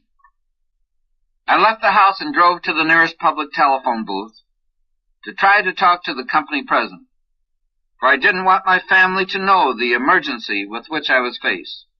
I succeeded because I tried. The president was a kindly, understanding man of principle. He gave me permission to continue operations upon my agreement to withdraw from the state of Texas, where the general agents of the company were having some competitive difficulties with my representatives. we were to meet at the Home Office in 90 days. We did meet in 90 days. I'm still licensed for that company, and I continue to give it business. When 1956 came, the company I organized in 1939 was not the largest accident and health company in the United States, but it was the largest of its kind, the world's largest stock company writing accident and health insurance exclusively. My specific personal objective had also been achieved. Now, what do you do when you have a serious personal problem? A physical, mental, moral, spiritual, family, social, or business problem? Your philosophy will determine your answer. Remember, the essence of a living philosophy is that it must be alive. To be alive, it must be lived. To be lived, you must act. Actions, not mere words, determine the validity of a man's living philosophy. There is an old Hindu legend stating that when the gods were making the world, they said, "Where can we hide the most valuable of treasures so that they will not be lost? How can we hide them so that the lust and greed of men will not steal or destroy them? What can we do to be assured that these riches will be carried on from generation to generation for the benefit of all mankind?" So in their wisdom, they selected a hiding place that was so obvious it wouldn't be seen. And there they placed the true riches of life, endowed with the magic power of perpetual self-replenishment. In this hiding place, these treasures can be found by every living person in every land who follows the success system that never fails. And where is this hiding place? The most valuable of treasures are hidden within you. No one can steal or destroy them. You can't lose them. For the true riches of life are hidden in the hearts and minds of men. No matter what you want, you must start with yourself. Be it happiness, mental, moral, or physical health, love, the opportunity to be of service to your fellow men, prestige, position, wealth, the achievement of high goals, or success in any form. But there are natural barriers within you that can be overcome by you if you know how. And here are some suggestions that will help you swing open the doors of those barriers. Little hinges that swing big doors. Engage in thinking, planning, and study time with regularity, especially on how to use your conscious mind to affect and use the powers of your subconscious. It would be helpful to do this daily. During your thinking time, try to recognize, relate, assimilate, convert, and use the principles in this recording as your very own. This means that you follow through with action. Now that you've listened to this recording, write down a principle that you've heard and which you believe can be helpful to you. Then list the ideas on how you can specifically apply those principles. Each succeeding time that you listen to the success system that never fails, answer the following questions. What principle did I learn from the previous recording? What action did I take? Write down your answers. Then play the cassette once again, after which list a new principle and state the specific action you believe you will take. You can repeat these simple procedures each time with regularity. Keep a permanent notebook record so that you can check your progress. The three ingredients which are absolutely imperative for continuous success or achievement in any human activity are activity knowledge, know-how, inspiration to action.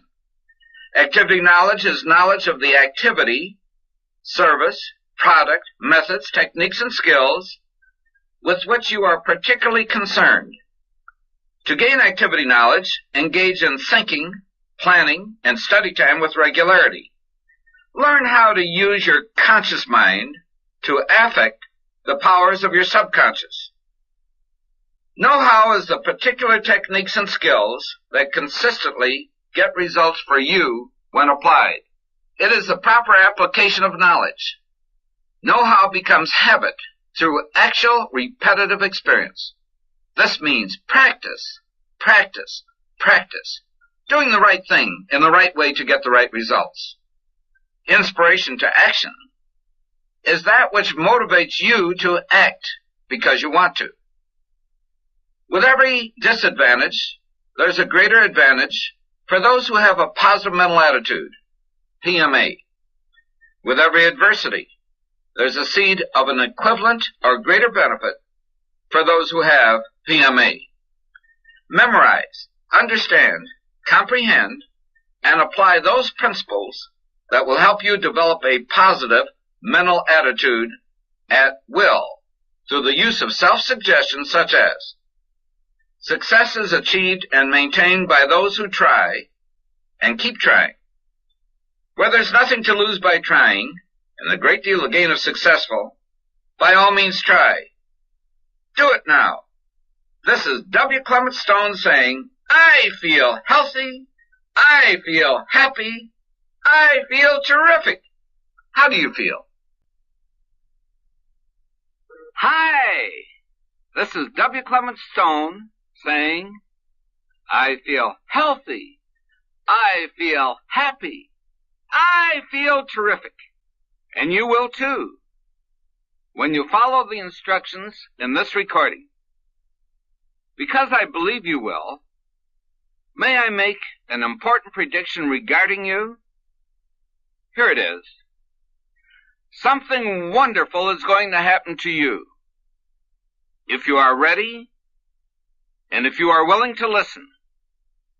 If you do listen, and if you are ready, you will react positively to this magic cassette tape message that was especially designed to inspire you to desirable action, mental and physical action, that can bring into reality your dreams and desires and help you reach your objectives or goals if they don't violate the laws of God or the rights of your fellow men. This message has, in various written and verbal forms, influenced the lives of countless thousands who were ready and did listen. I implore you to therefore keep an open mind and listen. In the English language, no one word has a true synonym. Each has a different shade of meaning. To hear does not necessarily imply your attention or application, but to listen always does. And when I use the word symbol listen, it's my intent to motivate you, to motivate yourself to desirable action, physical, mental, and emotional. Do listen. Listen for the ideas that are applicable to you. Yes, then something wonderful will happen, and you will make it happen. Because results are what count, try to evaluate the worth of this cassette to you by your reactions to the message, specifically the positive, desirable action in the future that you would not have taken had you not listened to this recording. And what is the message? It's how to react to a self-help book and how to react to an inspirational cassette tape. You are listening to one now, and you can determine its worth to you by evaluating how it stimulates your thinking and activities in a desirable direction. At the age of 16, I, like many high school students, had problems. There were no books in the school library that told me how to solve them, or at least I didn't see them. But because I knew what I wanted, I recognized that which I believed would help me when I read an advertisement in one of the Chicago papers regarding a book, The Power of Will by Frank Channing Haddock. I wanted willpower. I bought the book.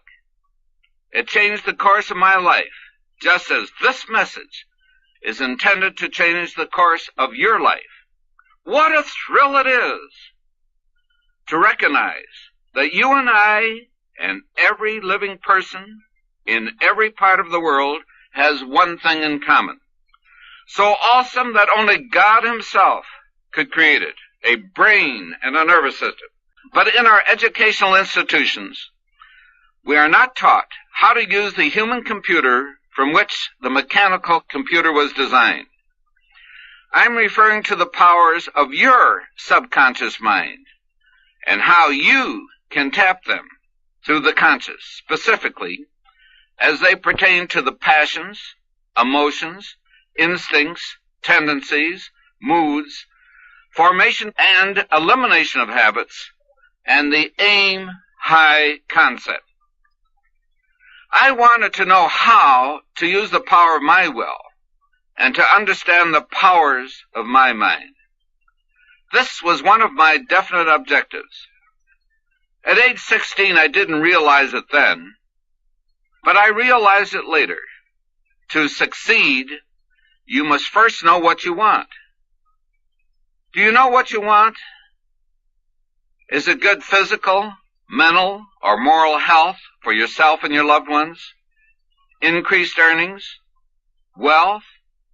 Advancement in your career? To eliminate unhappiness? Have peace of mind? Just what do you want? You can have all of these and more, as long as they are non-conflicting. For what the mind of man can conceive and believe, the mind of man can achieve for those who learn the art of motivation with PMA, a positive mental attitude. And this cassette teaches you how you can learn to develop the art of motivation and develop a positive mental attitude. Think and Grow Rich by Napoleon Hill has motivated more persons to motivate themselves to succeed in their careers and acquire wealth than any book written in the century. In Think and Grow Rich and the Laws of Success, as well as his other writings, he states in effect that definiteness of purpose is the first important ingredient to achievement. Other authors use the term singleness of purpose.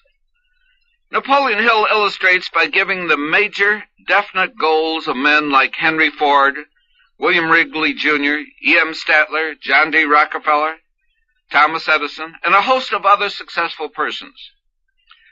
Keep in mind that when you consciously know specifically what you want, you are more apt to recognize that which will help you achieve it. Important. After listening to this cassette, and each time you replay this recording, be certain to first engage in study, thinking, and planning time. When you do, write down or review your definite major objectives or goals, distant, intermediate, and short term. But aim high. Now everyone has problems, and you're no exception. Therefore, whether you recognize it or not, you subconsciously would like to eliminate undesirable personal, family, or business difficulties. Therefore, during your thinking time, consciously determine specific potential goals to bring about a solution to your problems. In seeking a solution, write down a goal that would likely bring about that which you desire. It should be made in a positive statement rather than a negative. A teenager who is tempted by his peers to do wrong could decide to adopt the self-suggestion, which is a self-motivator, have the courage to say no.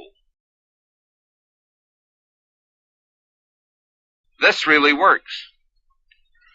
Your difficulties could become a blessing in disguise, for with every adversity, there are often the seeds of equivalent or greater benefits for those who engage in study, thinking, and planning time with regularity and employ the art of motivation with PME.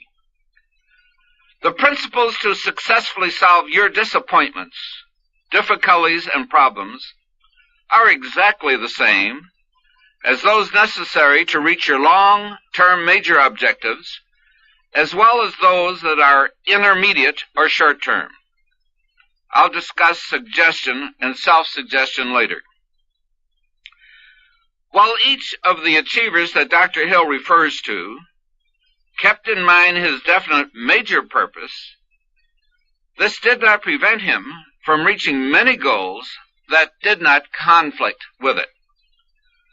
Countless thousands of persons achieve success in reaching their goals who have studied inspirational self-help action books or listened to inspirational cassettes. I know from experience. Because of so many thousands of testimonials I have received and the first-hand information by observing how the lives of so many thousands have been changed for the better. After reading The Magnificent Obsession by Lloyd C. Douglas, I determined my magnificent obsession in life would be to try to change this world and make it a better world in which to live for this and future generations. I was motivated to do the Lord's work on earth by sharing the blessings I received, which were far beyond what any man could expect or deserve. Those who failed didn't pay the price that every achiever must pay to succeed, and that is to engage in study, thinking, and planning time with regularity. Studying an inspirational self-help book or the message in an inspirational tape, and then follow through with action. It isn't necessary to study or think when you read a book or hear a cassette tape, but it is imperative that you engage in study, thinking, and planning time to understand, comprehend, and learn when you read a self-help book or hear an inspirational cassette message, if you are going to apply the principles they contain into your own life. And this cassette message will now offer you specific ideas on how you can establish and maintain the habit of doing this. I'll illustrate with a story on how a company solved management problems in its efforts to increase its sales, gross and net profits by helping its employees, sales representatives, and officers achieve their personal goals and solve their personal problems. In solving their personal problems, they automatically help their company achieve its objectives in every phase of its operations. The company I'm referring to is Combined Insurance Company of America. We have achieved that which no other company has been able to accomplish. We've made history in the insurance business, primarily because I have shared with all of our people that which I am, in essence, sharing with you now. How to react to a self-help book and how to react to an inspirational cassette. I encouraged him to come out of retirement and devote 5 years to the completion of his life's work. He agreed on one condition. He said, "I'll do it only if you become my general manager." After much thought, I agreed, notwithstanding that I was busy building up my insurance enterprises. I reasoned, it's no longer true that if you build the best mousetrap or offer the best product or service, that a path will be beaten to your door. Today, it is necessary to merchandise and sell. I'm a salesman by vocation. It's very seldom that an individual can change the course of history during his lifetime and make his world a better world for this and future generations. Through the philosophy of American achievement, as Napoleon Hill and Andrew Carnegie, the great steelmaker, philanthropist, and philosopher, called it, I could readily see that this opportunity would be of help to me in reaching my definite major life's goal. And I found the validity of a principle in the magnificent obsession, specifically. When you try to do good for others without accepting compensation or recognition, it comes back 10,000-fold. Previous to the time Napoleon Hill and I co-authored Success Through a Positive Mental Attitude, Dr. Hill felt that definiteness of purpose was the starting point for all success. I felt that PMA was the one ingredient that was absolutely imperative to precede the other 16 principles Andrew Carnegie and Napoleon Hill discussed when Napoleon Hill, as a young writer in 1908, interviewed him. We both were satisfied when on page 17 of Success Through a Positive Mental Attitude, number 1 of the 17 principles was listed as a positive mental attitude, and number 2, definiteness of purpose. And then, on page 23, we wrote, definiteness of purpose combined with PMA is the starting point of all worthwhile achievement. I encouraged him to come out of retirement and devote 5 years to the completion of his life's work. He agreed on one condition. He said, I'll do it only if you become my general manager. After much thought, I agreed, notwithstanding that I was busy building up my insurance enterprises. I reasoned, it's no longer true that if you build the best mousetrap or offer the best product or service, that a path will be beaten to your door. Today, it is necessary to merchandise and sell. I'm a salesman by vocation. It's very seldom that an individual can change the course of history during his lifetime and make his world a better world for this and future generations. Through the philosophy of American achievement, as Napoleon Hill and Andrew Carnegie, the great steelmaker, philanthropist, and philosopher, called it, I could readily see that this opportunity would be of help to me in reaching my definite major life's goal.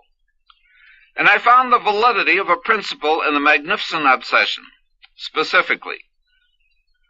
When you try to do good for others without accepting compensation or recognition, it comes back 10,000-fold.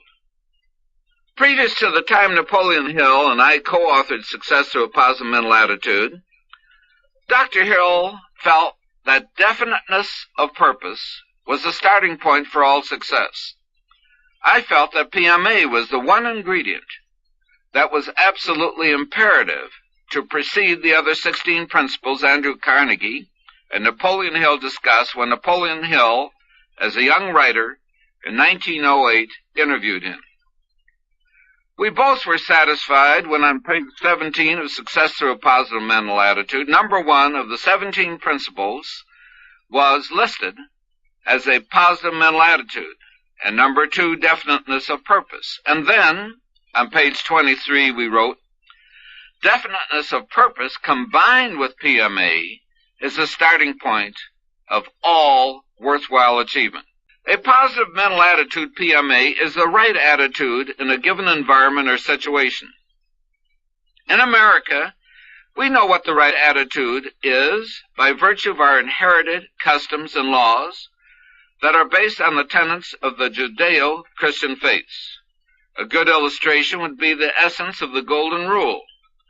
Do unto others as you would have others do unto you, and equally important, don't do unto others what you wouldn't want others to do unto you, whether or not they are aware of what you say or do regarding them. Now, throughout this message, I've used strong, positive verbal suggestions.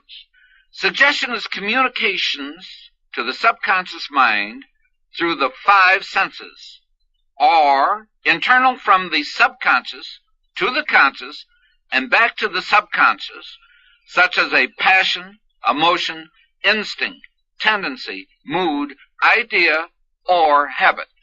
Verbal self-suggestion is deliberately memorizing a word, phrase, poem, platitude, or any saying by repeating it so frequently that it is imprinted indelibly in your subconscious mind in order that it will flash to your conscious mind in time of need. In brief, 1. Suggestion is stimulated from the outside, in other words, your environment. 2. Self-suggestion is purposely controlled from within the individual and becomes automatic. 3. Autosuggestion acts by itself when self-suggestion becomes automatic and consciously, like a machine that reacts in the same way from the same stimulus. And now the following from Success Through a Positive Mental Attitude contains a thought-provocative concept that will help those who pay the price to understand and comprehend its meaning. You are the most important living person as far as you and your own life are concerned. You are the product of your heredity, environment, physical body, conscious and subconscious mind, experience, and particular position and direction in time and space, and something more, including powers known and unknown. For you are a mind with a body, and your mind consists of dual, invisible, gigantic powers, the conscious and the subconscious. One is a giant that never sleeps. It is called the subconscious mind. The other is a giant which when asleep is powerless. When awakened, his potential power is unlimited. This giant is known as the conscious mind. When the two work in harmony, they can affect, use, control, harmonize, and neutralize with all known and unknown powers. A self-motivator is the use of self-suggestion to condition your mind to act positively when it flashes to your conscious mind in time of need. The following have proved helpful to those who have taken the time to memorize them. What the mind of man can conceive and believe, the mind of man can achieve for those who have PMA.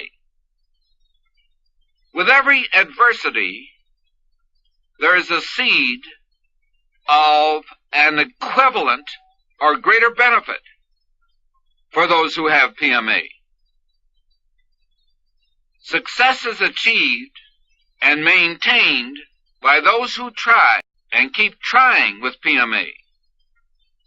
Man's greatest power lies in the power of prayer. Do it now. To memorize a self-motivator, I recommend that you try to memorize only one at a time. It pays to write it out several times. It also would be helpful to repeat it with enthusiasm 40 or 50 times in the morning and in the evening and sometime throughout the day for a week or so in order that the self-motivator is impressed indelibly into your subconscious. You, of course, can develop your own self-motivators. You will recall that I said I made a great discovery for me in 1937 when I found that I could use self-help books and subsequently inspirational tapes to motivate combines representatives and office personnel to high achievement through the art of motivation with PMA. In the prosperity of the early 70s, many individuals were outstandingly successful, and they still are. But there are many among our sales representatives, employees, and managers who lost or didn't acquire the art of motivation with PMA. We had a problem, a serious problem. But fortunately, we employed the self-motivator enumerated by the famous team of Borden and Bussey at a sales executive seminar I attended many years ago. It is, you don't always get what you expect unless you inspect. Here is a truism that is applicable to those in management as well as to you and me and every person who makes resolutions or has definite goals. Real progress was made among our office personnel. We installed an employee self-development program on company time. In the autobiography of Benjamin Franklin, Frank Bettcher's How I Raised Myself from Failure to Success in Selling, Success Through a Positive Mental Attitude, and the Success System That Never Fails, the authors give a set of instructions that, when followed, will guarantee you success in achieving your goals by an effective method of daily inspection. Remember, there's a price to pay to succeed. You must engage in study, thinking, and planning time with regularity. Benjamin Franklin wanted to acquire certain virtues. He decided on 13 and made a little book and allotted a page for each. He concentrated on just one each day for an entire week. Each following week, he would concentrate on another. Thus, he would have completed the series in 13 weeks. He would then repeat and cover the series 4 times within a year. At the top of each page, he would have a self-motivator that was meaningful to him. Frank Bettcher was a miserable failure in the life insurance business until he recognized, related, assimilated, and applied the Franklin principle. He developed 13 cards. The first was titled Enthusiasm. The self-motivator was to be enthusiastic, act enthusiastic. All those persons I know who followed the Benjamin Franklin principle of daily inspection have been successful in achieving their objectives. Many individuals never start. Perhaps it's because it is difficult for them to list 13 personal characteristics they would like to achieve. And that's why I recommend that you start with just one and check each day as to the progress you are making. Sometime during the week, you will decide on the second personal characteristic you wish to develop, and if you will do this week by week, you will cover your 13 with ease. It's necessary to inspect to be certain that you get what you expect when you desire to change your personality from negative characteristics to positive, such as Benjamin Franklin and Frank Bettcher did. It is also desirable that you write down your long-term definite major goal in life and review this daily to see what progress you are making. Your ability to recognize, relate, assimilate, and use the PMA principles is the power that will open any door, meet any challenge, overcome any obstacle, and help you to achieve success, wealth, and happiness. Self-help literature is comprised of fundamental principles that have stood the test of time. A principle is a basic truth, a universal law that does not change. For example, a physics principle is that for every action, there is an equal and opposite reaction. The R2A2 formula, like any formula, is made up of individual parts. Let's analyze each ingredient. R, recognize, is to identify the principle, idea, or technique. R, relate, is to connect or join together, to establish a relationship. A, assimilate, is to make similar or alike, to incorporate, to absorb, to become a part of. A, action, is to denote use, follow through, doing. Now, each ingredient of the formula is important and has special meaning. But when combined, they form a formula for your success. By using this formula, you'll be able to focus the spotlight on the success principles that have directed and guided W. Clement Stone and other successful men in achieving their objectives. The same principles can and will help you achieve success. Develop your own success reflex. Let's take another approach to the R2A2 formula, one that will make it even clearer and more applicable. First of all, we need a success reflex, a trigger phrase that will immediately direct your mind when you recognize a success principle. Recognize, or that's for me. I recognize the principle that is being used. It helps someone else. I can see the results. It will work for me. If I use it, that's for me. Relate, or what does it mean to me? What will the success principles do for me? Important. You must relate the principles to yourself. Start with the most important living person as far as you are concerned. You. Assimilate, or how can I use the principle to achieve my goals? How can I absorb the principles into my behavior so that they become a part of me? How can I develop a success habit, a success reflex so that the right thing will be done? Action, or when am I going to use it? When am I going to start? Ask yourself these important questions, and then follow through with the self-starter. Do it now. Yes, do it now. The R2A2 formula should become so ingrained in your mind that you can recognize success principles from listening to an inspiring tape, sermon, lecture, or advice, or from what you hear, and from reading a newspaper or magazine article, from reading a self-help book, by studying the lives of great men and many other sources. Remember, develop and use your own reflex. That's for me. And now, additional helpful hints for reading a self-help book or listening to an inspirational cassette tape. There's an art to reading a self-help book. When you read, concentrate. Read as if the author were a close personal friend and was writing to you, and you alone. Also, it is wise to know what you're looking for.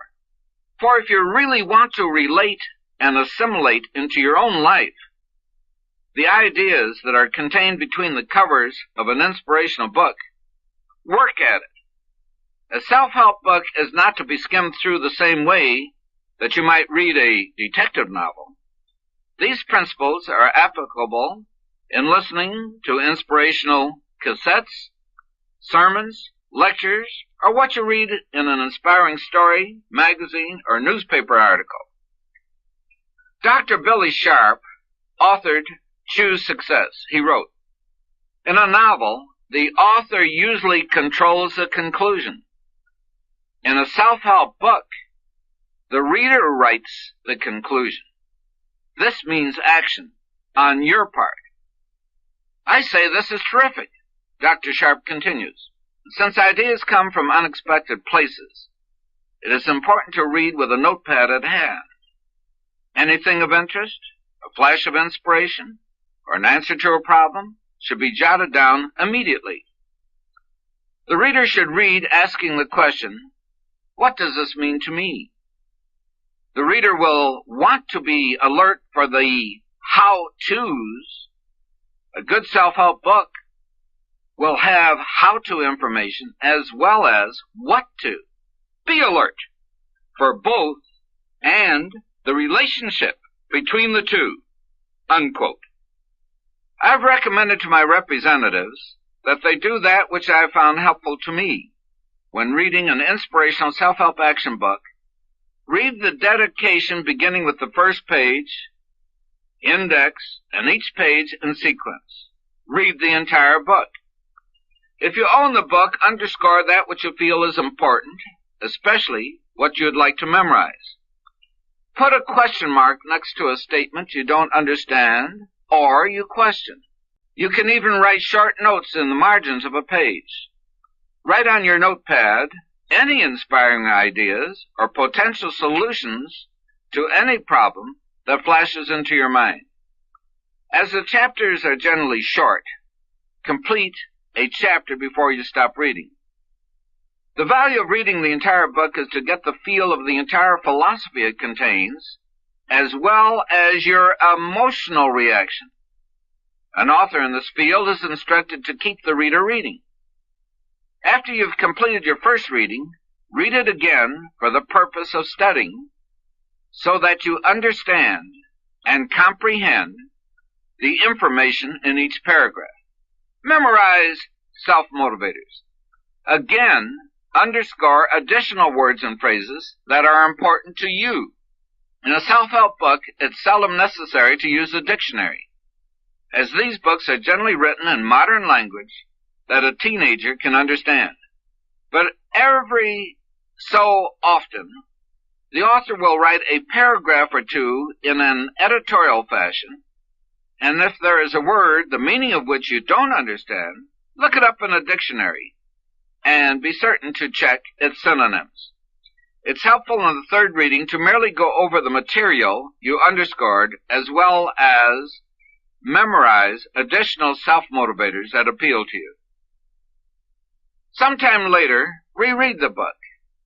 I remember a time when Napoleon Hill had a problem and seemed unable to come up with an answer. So he read his own book, Think and Grow Rich, and found the answer to his problem. Warning: don't be like the editors in a publishing company who must read self-help books from an editorial viewpoint, but don't recognize, relate, assimilate, and apply the principles that could change the course of their lives for the better. And don't be like the chef's assistant at a restaurant in Fort Lauderdale, Florida. I've thought of him many times. For months, in opening oysters, he looked for pearls, but didn't find one. Senator W. Russell Arrington, his wife Ruth, Mrs. Stone and I had a lovely dinner at that same restaurant. The senator ordered 6 oysters and found one of the most beautiful pearls I've ever seen. There are pearls in a self-help book and in inspirational cassettes. Keep looking for them. Find them. In this recording, you've been told how to react to an inspirational cassette tape in a self-help book. Now it's your opportunity to eagerly listen to the message that was especially designed to inspire you to desirable action. If you do, something wonderful is going to happen to you. You will make it happen. This is W. Clement Stone saying, I feel healthy. I feel happy. I feel terrific. You will too, when you follow the instructions in this magic cassette.